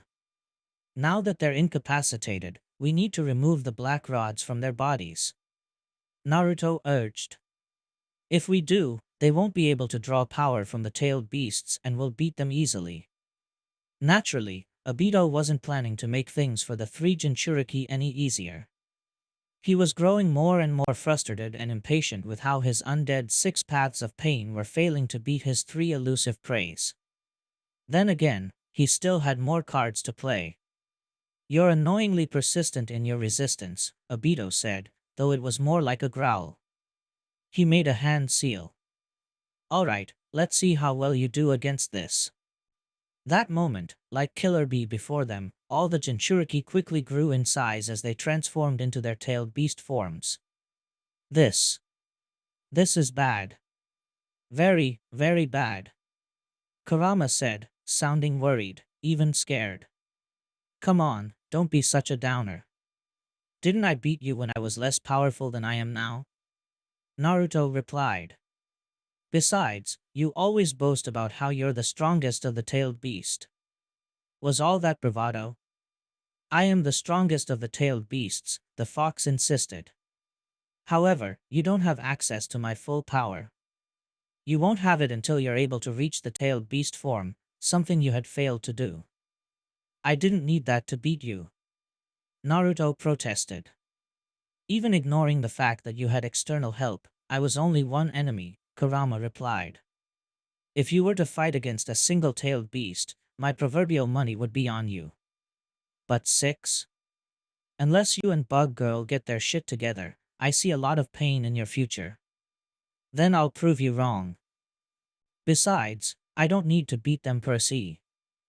I only need to find the location of the black rods and pull them out, Naruto retorted, before turning his head at Fu and Killer Bee. Come on guys, let's go. Crush them, Obito said. Focus on the 8 tails. That's the biggest threat right now. Sand coffin. Bunpuku raised his arms, and a torrent of sand formed around Killer Bee. The sand wasn't enough to cover him completely, but it was to impede his movements. While he was restrained, Han charged forward, lowering his head. Horn strike. Han's horn stabbed into Killer Bee's flesh, drawing blood and pushing him backwards. Upon seeing this, Naruto realized that he needed to help his friend and mentor or else things would get ugly. He raised his arms towards Han. Leave him alone, Naruto said, as he began to gather chakra into a spinning, dark purple sphere. Tailed Beast Ball. Naruto fired the tailed beast ball, and it hit Han squarely on the side. The resulting explosion lunged the 5-tailed beast backwards, making him land on his side. However, before Naruto could have time to celebrate, he saw a shadow looming over him. Looking up, he saw the massive form of Rashi in his 4 tails beast form dropping on him. The blonde was quick to leap away before he was crushed. Rashi's attack didn't end there, though. He took a deep breath. Monkey Flame Arson. Rashi expelled a stream of green fire at the still airborne Naruto, who quickly made several hand seals in return. Wind Release. Great breakthrough. Naruto, What the hell are you doing? You won't beat this jutsu with wind. Rashi protested.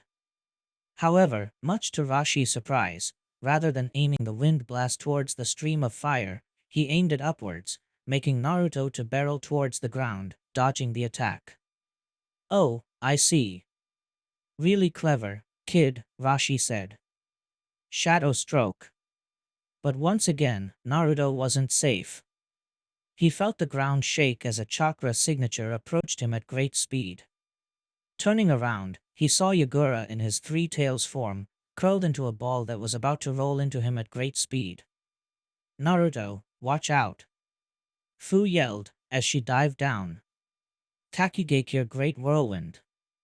Fu punched the giant rolling turtle before it could steamroll Naruto, and managed to push it backwards as her strike generated a powerful gust of wind. However, she still hurt her hand a little with that punch, something she had never happened to her before. Even with Senjutsu, a tailed beast proved to be more than a match to her. Cat Flame Roaring Fire. Suddenly, Fu was hit by several large fireballs. The explosions didn't harm her much, but the kinetic impact threatened to destabilize her flight. Which was all what Yujito needed in order to land a clear blow. Sorry again, sister, Yujito said, as she leaped at the Takigakure Kunoichi. Cat Claw Attack. Like a cat lazily swatting a fly, Yujito's brutal paw strike sent Fu crashing against the ground, opening a crater where she landed. While she was on the ground, she could sense Banpoku sending a wave of sand to capture her. Fu, however, forced herself back on her feet, and once again flew into the air. Unfortunately, Yujito was once again ready to put her down. Cat Claw Dash, Wind Release, Raisin Shuriken. A whirring noise filled the air, and Yujito was hit in the face by Naruto's most powerful jutsu. The chakra shuriken burst into a spiraling dome of razor-sharp winds that pushed the giant feline away, allowing Fu some respite. Thanks, Naruto. Guess we're even now, Fu replied. Girl, you can't continue fighting like this. Chomei said. Kurama is right. If you want to leave this battle alive, you need to fight as a tailed beast like they're doing. But I can't do it. No matter how many times I tried, I just can't do it. Fu replied, her fists clenching in frustration. Then try once more. It's still better than what you're doing now. Gyuki interceded. I guess we have no choice. Naruto conceded. He tried to put on a brave face. Come on, Fu. Let's show our fellow Jinchuriki the results of our training. Alright. Both Naruto and Fu started to glow with chakra, while their bodies started to grow, taking the form of the tailed beasts they housed inside their bodies. Naruto and Fu could feel the power surging through their bodies, and it felt natural. Like the pieces that they were missing had finally been found, and were now whole. Both Killer Bee and Obito held their breath as they watched in awe how the two young Jinchuriki were about to accomplish what had eluded them for so long. No. It can't be. Obito said in a whisper. Was he going to lose again now that he finally was on the verge of victory? Yes, yes.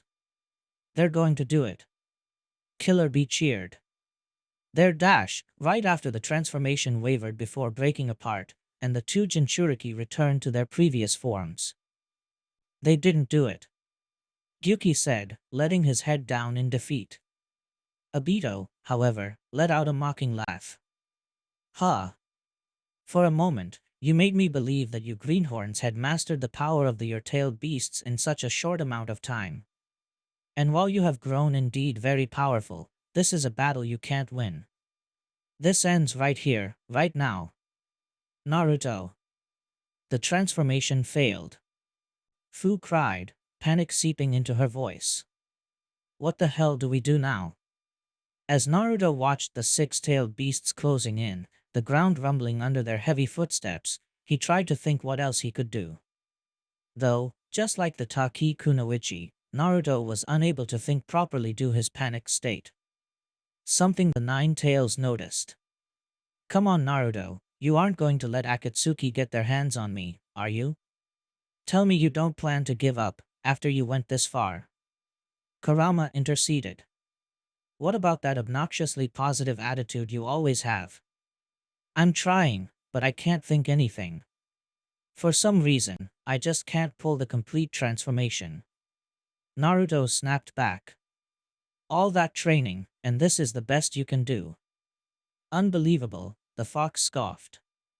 Didn't that loudmouth from Kyumo give you any advice on what were you doing wrong? He did, but Naruto said, before interrupting himself. Suddenly a realization dawned upon him. Jinchuriki are two beings sharing a single body, the two need to agree, or the result will be shoddy. If you want to get the job done, the key to that is to work as one. But he what? What did he say? Kurama nervously asked. To work as one. To work as one, Naruto said. Wait, maybe. Maybe that's what I've been doing wrong.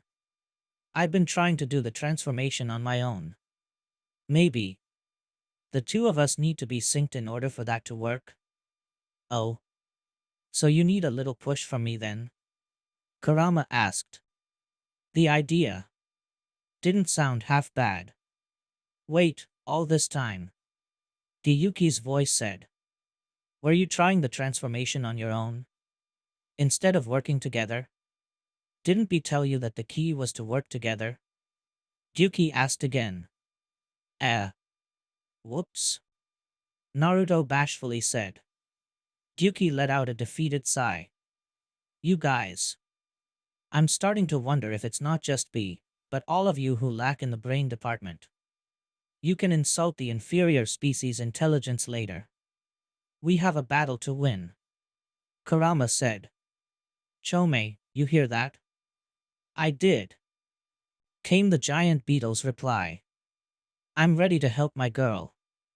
Let's hope it works this time, Fu said. Alright Fu, one more time. Naruto said out loud.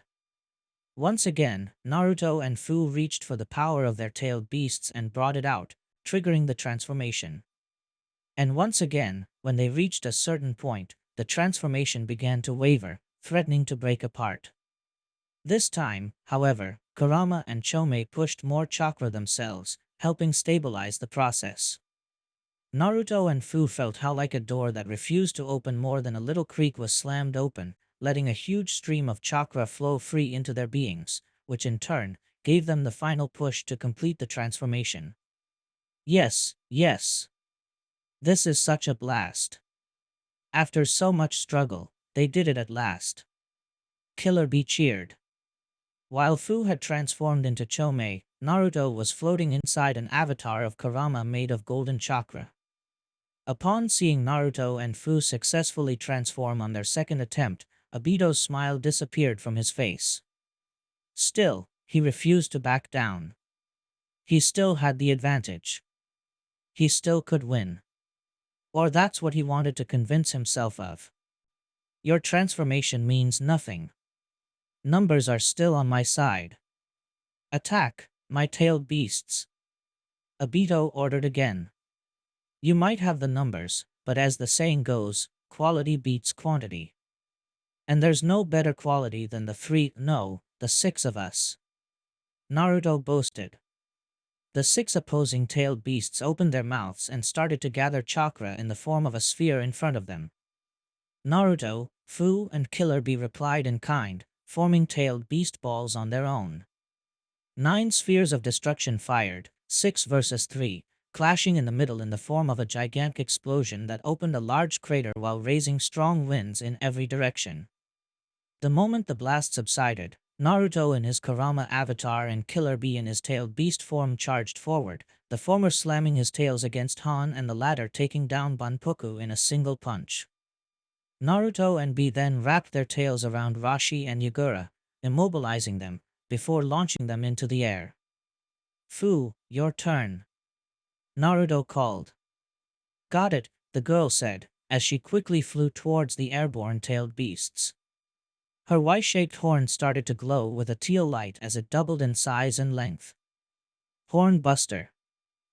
The horn hit both the targets, resulting in an explosion of chakra, sending them crashing down against the other tailed beasts. The impact left them momentarily stunned, and they would get back on their feet in no time. However, said moment was all what Naruto needed in order to end the battle here and there. Alright, found all the black rods, Naruto said, as he clapped his hands. From the Kurama avatar's back shot 6 arms of chakra which latched onto the parts of the tailed beasts' bodies that had the rods. Each of the arm had a Naruto clone that was grabbing each of the rod. I got all of them. All I need to do now is to pull and... Somewhere else, Naruto asked in confusion. The noise of the ongoing battle had disappeared, being replaced by a welcomed but suspicious calmness and silence. The blonde then he realized was no longer in the battlefield, but inside some kind of vast, empty room. Which wasn't a room, and more like the Pokek dimension where Kurama was sealed. Except, instead of just Kurama, there were 6 other tailed beasts there. Why him? What is this place? Naruto asked, looking around. He took no time to notice all the 6 enemy-tailed beasts, and was startled upon seeing them. Relax, Naruto. They aren't your enemies, Kurama's voice said.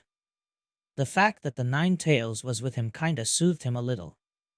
At least, as long as we're here. Oh. That's a relief, Naruto said. Indeed, none of the tailed beasts, nor the Jinchuriki, who were sitting on their heads, were displaying any kind of aggressive body language. By the way, what is this place? This is a pocket dimension that links every tailed beast with one another, young one, the 2 tails said. Due to being sealed inside the demonic statue, we're barred from this place for the time being. But by touching all the chakra rods that bound us to the undead Jinchuriki, we're allowed to temporarily reach this place once again, the 6 tails added. It's little consolation given our due predicament, but you have our thanks. Oh. You're welcome, Naruto said, as he rubbed the back of his head. Wish I could do more for you guys. Really? Do you really want to help us? The 4 tails asked, sounding skeptical. A human wants to help tailed beasts? Huh. Now that's a good one. Don't laugh at Naruto, you ungrateful monkey. This kid basically lives to help others. He tried to help me, despite being from an enemy village, Rashi replied. Yeah, what Rashi said. Naruto continued, before losing trail of thought. Hey, I don't think I know your names, do I? I know Shikaku over there because of Gaara, as well as your Jinchuriki, but I don't think I know any of you. The 4 tails looked at Naruto as if he had grown a second head. You want to know our names? That's Dash, huh? Told you. Rashi said with a smirk, crossing his arms. In that case, let us introduce ourselves, the 2 tails said. My name is Matatabi. I'm Isabu, the 3 tails said. Kokuo, the 5 tails said in a soft, feminine voice that caught Naruto a little by surprise. Saiken, the slug added. The 4 tails then cleared his throat. Shikaku rolled his eyes and groaned loudly. Oh God, here we go again. The giant Tanuki lamented. I have many names and titles, the 4 tails began. For I have lived a long life, committed many deeds, and mastered many arts. I am the king of the sage monkeys, the handsome monkey king, the sage of Dash, oh for fuck's sake. Son Goku. His name is Son Goku. Shikaku yelled, while throwing his arms into the air. How dare you ruin my introduction, you filthy Tanuki. Son Goku protested. Naruto only asked for your name, not a detailed story of your life, Yudakata deepened. Silence, human. This doesn't concern you. Son Goku growled. He then turned towards Naruto in defeat. Well, that's my name. Son Goku. Naruto smiled at all of them. I'm glad to meet all of you. I mean, meeting in a way that doesn't involve you trying to kill me and my friends. Not that I blame you guys or anything. We know. However, the fact that you brought all of us here means that we may actually help each other, Saiken said. Really? How? What can I do to help? Naruto asked. And how are you guys going to help me if you're inside the statue? We will give you a portion of our chakra, Kokuo began. With that chakra, we will be able to assist you with our wisdom and what little power we can gather. Not to mention, we will be able to experience some form of freedom and be in the company of our siblings, Isabu chimed in. And they won't be the only ones, Han interceded. We will also give you some of our chakra as well. You're going to need all the help you can get. ZZZZZZZ. All of us minus Bunpoku, Yujito corrected, rolling her eyes a little. I doubt the sleepy old man will be of much help, anyway. Now, Naruto, extend your hand upwards, Matatabi instructed. Naruto did as he was told, and the six-tailed beasts began to slowly place their limbs above it, on top of each other. Once all six were done, Naruto could feel a rush of chakra as the power of the tailed beast started to flood his chakra network. This power will allow you to use our special abilities, such as my lava release or Shikaku's magnet release, Son Goku explained. And with our chakra, we will be able to teach you how to use your new powers, Naruto, Yugura said. Also, once you return to the real world, ask Chomei and Gyuki to share your chakra with you as well, Saiken requested. That way, all 9 of us will be in contact with each other through you. Don't worry guys. I will. And I will save you. All of you, Naruto promised. And when this war is done, I'll make sure no tailed beast will have to go what Kurama or some of you had to go through. As the connection finally broke apart, Kurama didn't say anything, but his lips curved into a small smile. Real world. Naruto and his clones pulled with all the force they could muster, and even if they resisted a little at first, the black rod slid out of the flesh of the Jinchuriki turn-tailed beasts, cutting the connection between undead and tailed beast. The effect was immediate, and all the undead Jinchuriki quickly began to shrink back to their normal size. You did it, Naruto. You removed the weird stakes. Killer Bee cheered. Now finishing them off will be piece of cake. Chomei, Gyuki, I can't explain right now, but I need you two to share some of your chakra with Naruto, Kurama intervened. You'll understand once you do. The ox and the beetle didn't say anything. It was an odd and sudden request, but Kurama wasn't somebody to ask things nilly-willy, and the two of them wordlessly agreed. As the 3 living Jinchuriki returned to their human forms, they walked towards Naruto, who was extending his fists towards them. Both Killer Bee and Fu bumped their fists with Naruto, allowing their beasts to transfer some of their chakra to Naruto. As Naruto's body absorbed the 2 remaining tailed beast chakras he didn't have yet, something happened. His body started to glow brighter, as white electricity started to crackle around it, before producing a burst of a very bright light that blinded Naruto and his fellow Jinchuriki. Ninja Alliance HQ, Anoki-sama, were picking up several powerful chakra signatures to the northeast of our position. AO informed. We know it's Naruto, Fu, and B. It appears that they've been found by Akatsuki and they're fighting once again. We need to send them help as soon as we can, the aged third Tsuchikage exclaimed. What's the state of our forces? Unfortunately, all of them are still engaging enemy forces. They appear to be winning, but it will take some time until they can deal with all the reanimations, Santa Yamanaka informed. Anoki grunted in annoyance. Keep me informed of their status every 15 minutes. Once they're done, I want them directed to the Jinchuriki's position. Somewhere else Naruto was once again back in the pocket dimension that linked all tailed beasts. The other beasts and their Jinchuriki minus Bunpoku were there, in the very same positions. But they weren't the only ones there this time. At Naruto's sides were Fu and Killer Bee, and behind them, flanking Kurama, were Gyuki and Chomei. However, there was one more individual in that mysterious place. In the center of the room, there was an old man, floating above the ground, in a sitting position. His appearance was rather unsettling, with his wrinkled gray skin, forehead that grew into a pair of horns, and a red circular mark with several concentrical black rings on said forehead. He was wearing a white priestly robe with black magatamas around it, not unlike those used by the moon acolytes. But the more fascinating feature of the man were his eyes, purple with concentrical rings. Eyes that Naruto had only seen in one other individual, Nagato. And even more fascinating than that was the way the tailed beasts were reacting to the man. They looked at him in awe and shock. Not because they were afraid of him, but as if they saw somebody who they hadn't seen in a long, long time. "Father?" Gyuki asked. "It's Papa," Chomei excitedly said. The old man? "Here." But Kurama began to mumble. "Papa?" Fu repeated, looking at Chomei incredulously. "That man is your father, Chomei."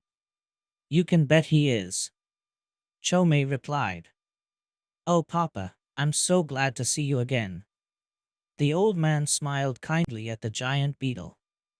"I'm also happy to see you, Chomei. The same goes for your brothers and sisters as well." "Wait a second. Just who the hell is this guy?" Naruto asked, pointing at the floating monk.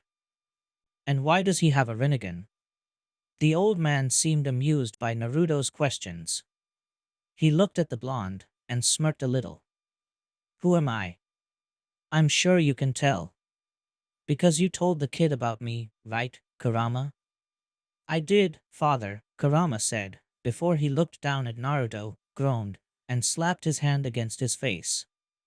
"Seriously? Did you forget already everything I told you?" "Father. Then that means you're the sage of the six paths," Naruto said in realization. The sage nodded. "Indeed, that's the title I'm known in your time. But that's not a title I was keen on having. My name is Hagoromo Atsutsuki, and I'd appreciate if you addressed me by my first name." "Hey there. I'm Naruto Uzumaki," the blonde awkwardly said. "Not every day you get to speak with a legend who had lived 1,000 years ago." "Naruto. Yes, the name sounds familiar. You're the romantic partner of my brother's heiress, Hinata Hyuga, right?" Hagoromo asked.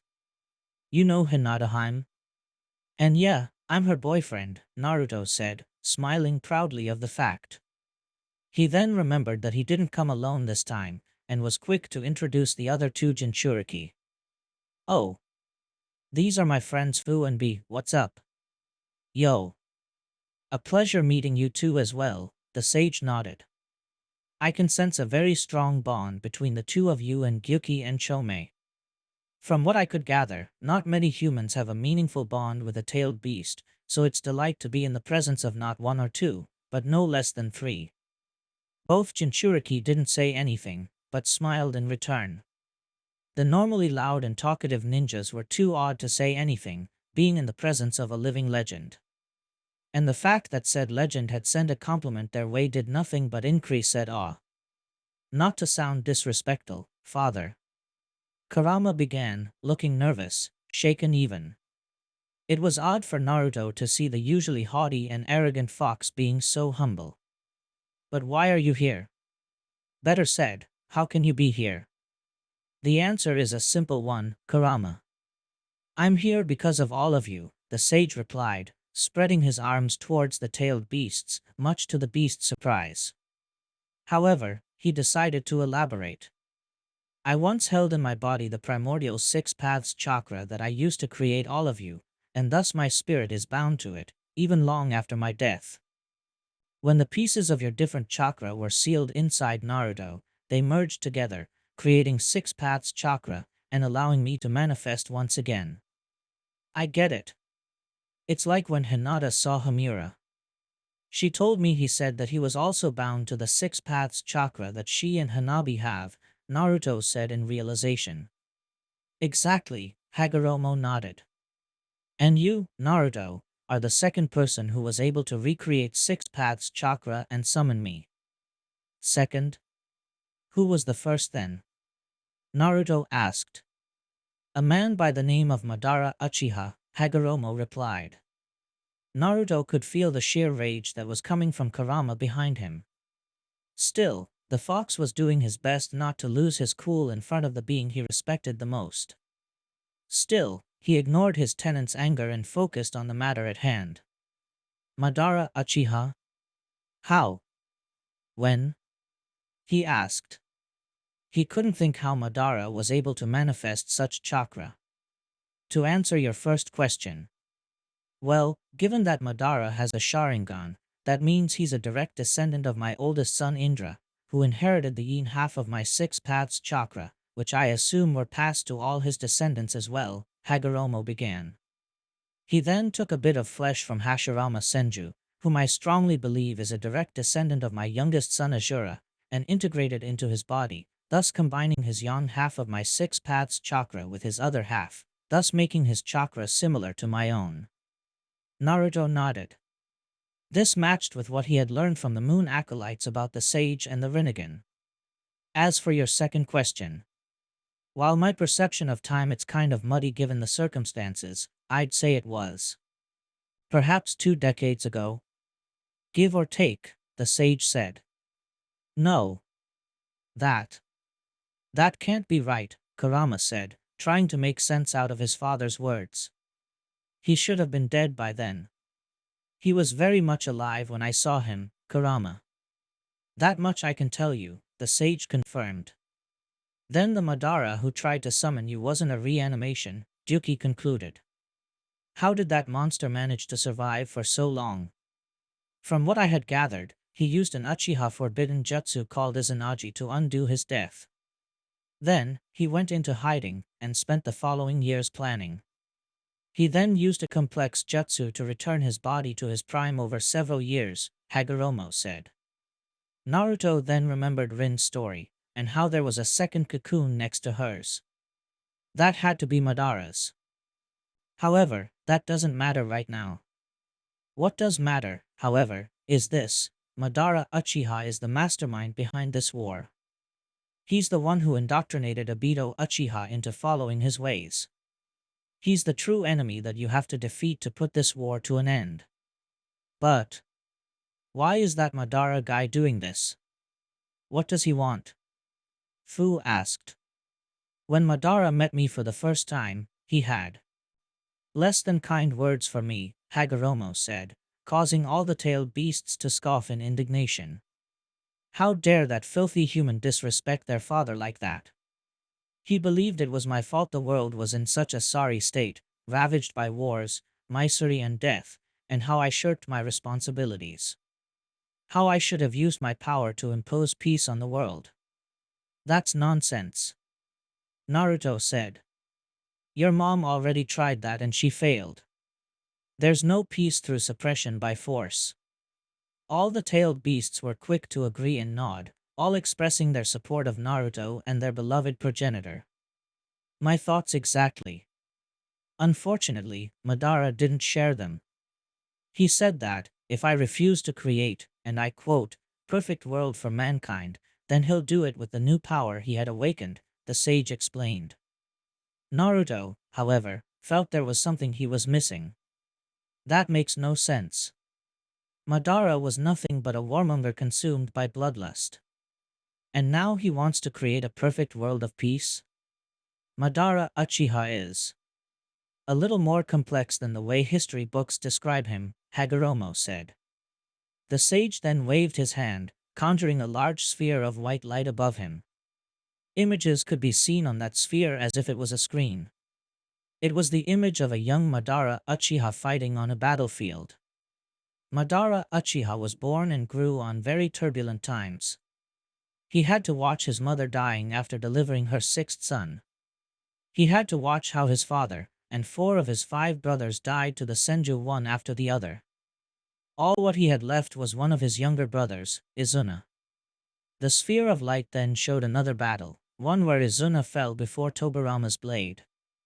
Naruto knew that this was the last battle between the Senju and the Uchiha that preceded Konoha's foundation.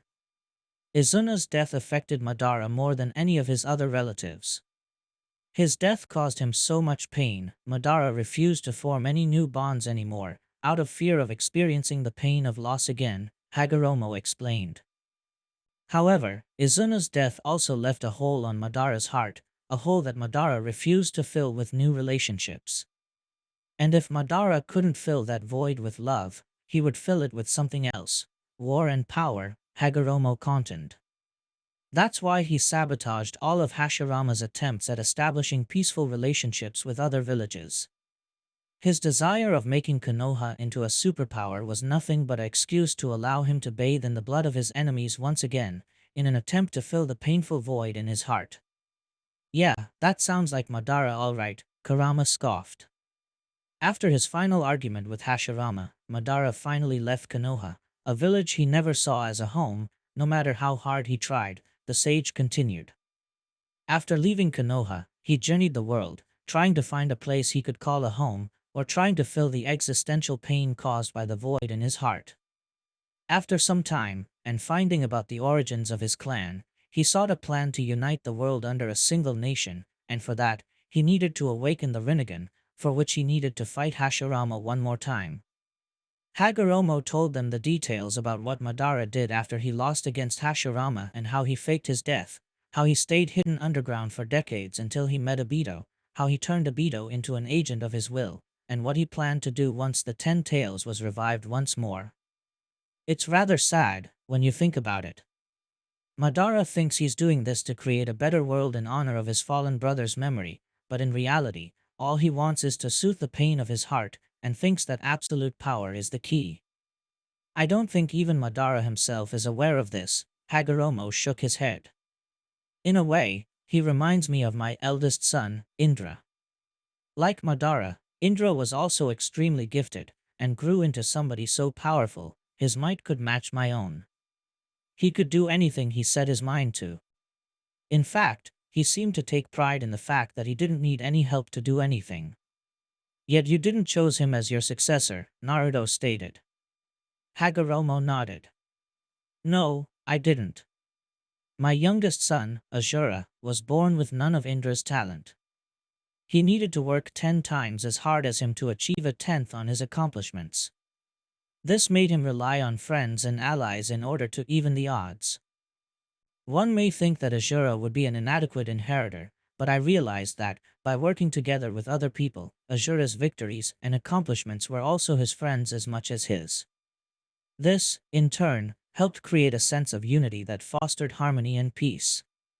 Meanwhile, Indra would just follow my mother's footsteps, and bring peace through imposing his will on others. I knew that Azura's way was the key to peace and harmony. The sage then let out a weary sigh he had been holding. My biggest mistake was to naively believe that Indra would accept my decision and support Azura. I remember the last time I saw Indra, shortly before my death, when he swore that his hatred would live through his bloodline and wouldn't cease until everything Azura and I worked for were reduced to ashes. And when I met Madara, I could see that very hate in his eyes, the sage recounted, sounding a bit disheartened. Even if their reasons were different, both Madara and Indra refused to bond with other people, and that led them to a path of pain and suffering, for them and people around them. Such pitiful existence. Naruto coursed his arms, and shot the sage an unamused glare. Yeah well, excuse me if I don't feel very sorry for him. I don't blame you if you don't. Like I said, Madara caused untold pain to countless beings, Hagoromo said, his gaze meeting Kurama's. But I felt it would do you good knowing a little more about the enemy you have to beat. Wait. That's it? That's all you're going to do? Fu asked, sounding a little disappointed. Fu. Don't talk Papa in such disrespectful way. Chomei chided her. It's all right, Chomei, Hagoromo cast Komiai's concern away with a hand wave. And what else do you expect me to do, young lady? I don't know. Maybe give us some sort of extra power? You know, so we would have an easier time beating Akatsuki? Fu asked. I mean, you're the sage of the six paths. According to the legend, you created ninjutsu. For the first time since they met him, Hagoromo's pleasant disposition disappeared, replaced by an unamused scowl. First of all, I did not create ninjutsu. Ninjutsu is a tool of war. I created ninshu, which is a way to use chakra in order to help human beings connect with each other. I'd really appreciate if you don't make such mistake again. And second, as if it wasn't clear before, even if I'm standing before you right now, I'm dead. I can't influence the world in any meaningful way. I can't give you new powers or enhance the ones you have. All I can do is share some of my wisdom with you. Oh, I see, Fu sheepishly said, rubbing her arm. Well, thanks for that. And sorry. Hagoromo's smile returned. No harm done, young Fu, he then looked at Naruto. And while I may not be able to increase your power, the chakra of the tailed beasts that is sealed inside you will. With your new six paths chakra, you will be able to take your Karama chakra cloak to a greater level of power. Thankfully, it will be enough to put an end to Akatsuki and their nefarious goals. Now, it's time for you three to finish this once for all. My children will help you as well as they can, Hagoromo said, as he started to vanish. Good luck in this endeavor. I know your victory will pave the way for a much better world. Real world. When Naruto stopped glowing, both him and his fellow Jinchuriki could see that his chakra cloak had changed. For starters, there were more black markings around it, including the whisker-like marks on his cheeks, which were much bolder. Rather than merely cover his usual clothes, the cloak now was shaped like a long haori, with 9 magatamas on its back. Then, a sphere of golden light appeared behind him. The sphere started to grow in size, before splitting into 9 spheres, revealing to be truth-seeking balls once they stopped glowing. Damn! Now that's a power-up, Fu said, surprised at both Naruto's new appearance and the sheer power he was radiating. Whoa, Naruto, you look so amazing. Now that's a Jinchuriki form worth praising. Killer Bee rapped. Heh, thank you guys. Yeah, this form feels pretty awesome, Naruto said, looking at his hand, flexing his fingers. He then looked at the now depowered undead Jinchuriki, who were slowly getting back to their feet. Even if they no longer had their main source of power, Naruto knew they could still cause trouble. Oh well, not that it was going to be a problem now. Though if you like the new cloak, you're going to like this even more. Observe. Naruto motioned his right hand forward, sending 6 of his 9 truth-seeking balls into the undead Jinchuriki, lodging them inside their chests. Naruto then clenched his fist, and the orbs grew multiple sharp spikes that shredded the reanimations from the inside out. As expected, they didn't regenerate. Man, I wish we had that when we fought the tree guy, Fu said, remembering the gruesome fight they had to endure against the legendary first Hokage, in contrast to how easy Naruto had defeated his enemies now. Also, sorry for killing you, guys, Naruto apologized. Don't worry, they weren't the real us, Yujito said from inside Naruto's head. Yeah. Those were mockeries of our true selves. Even existing as pieces of chakra within you is more dignified than slave zombies, Han added. Meanwhile, in the background, Obito was looking with his eyes wide open, half amazed and half frustrated. Not only were Naruto and that dumb Taki brat able to pull the complete tailed beast transformation off, which allowed them to beat his 6 paths of pain Jinchuriki, but Naruto had somehow acquired 6 paths chakra himself, to the point of being able to summon truth-seeking balls. How? How is he able to shrug everything I throw at him? Obito wondered, gritting his teeth and balling his hands into fists. Why can't I do something so simple as beating a mere brat?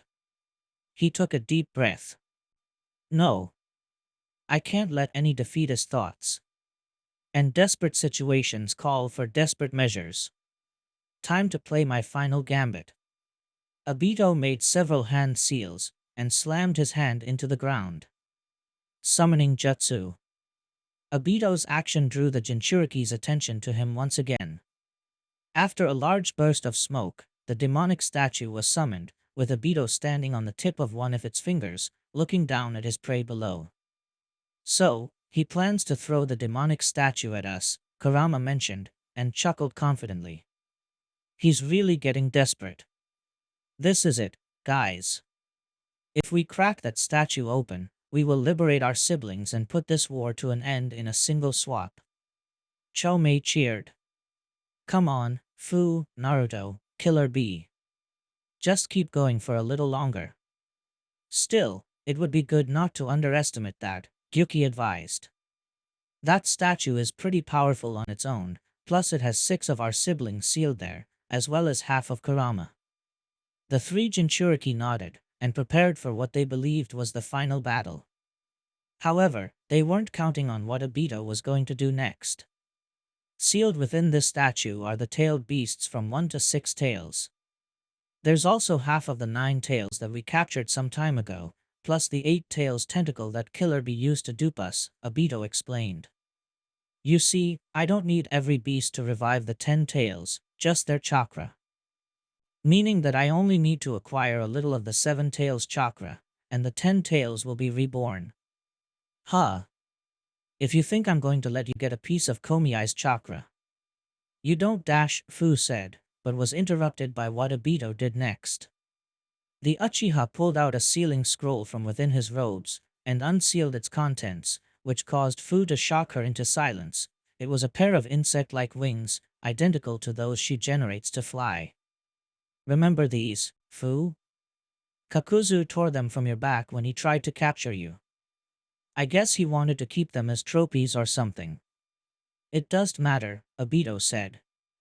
Turn out, his failure to catch you wasn't as complete as I and ally believed. Quickly, somebody stop him. If he feeds those wings to the statue, Gyuki yelled, panicking. Too late. Almost casually, Obito tossed the wings into the statue's open mouth. The statue swallowed the wings, and closed its mouth shut. Its last remaining closed eye finally opened. The statue let out an ear-piercing scream, as power began to build up inside it. The earth started to shake, and chunks of rock were lifted into the air, as if gravity had no effect on them. Naruto, Fu, and Killer Bee's senses were overwhelmed by the sheer power the statue was radiating. It felt like what they felt when Naruto gained 6 paths chakra, except this time it felt 1,000 times more intense. Obito then teleported back to ground level, his mouth curved into a maniacal grin, and let out a malicious laugh upon seeing the state of his opponents. It seems that you finally realize what you're up against, Obito said, as he spreaded his arms out. Now get ready for the return of the 10 tails. Thanks for watching. Like, subscribe, and share. Want early audio-only versions? Join me on Patreon, link in description. I'm Fox Sage. See you next time.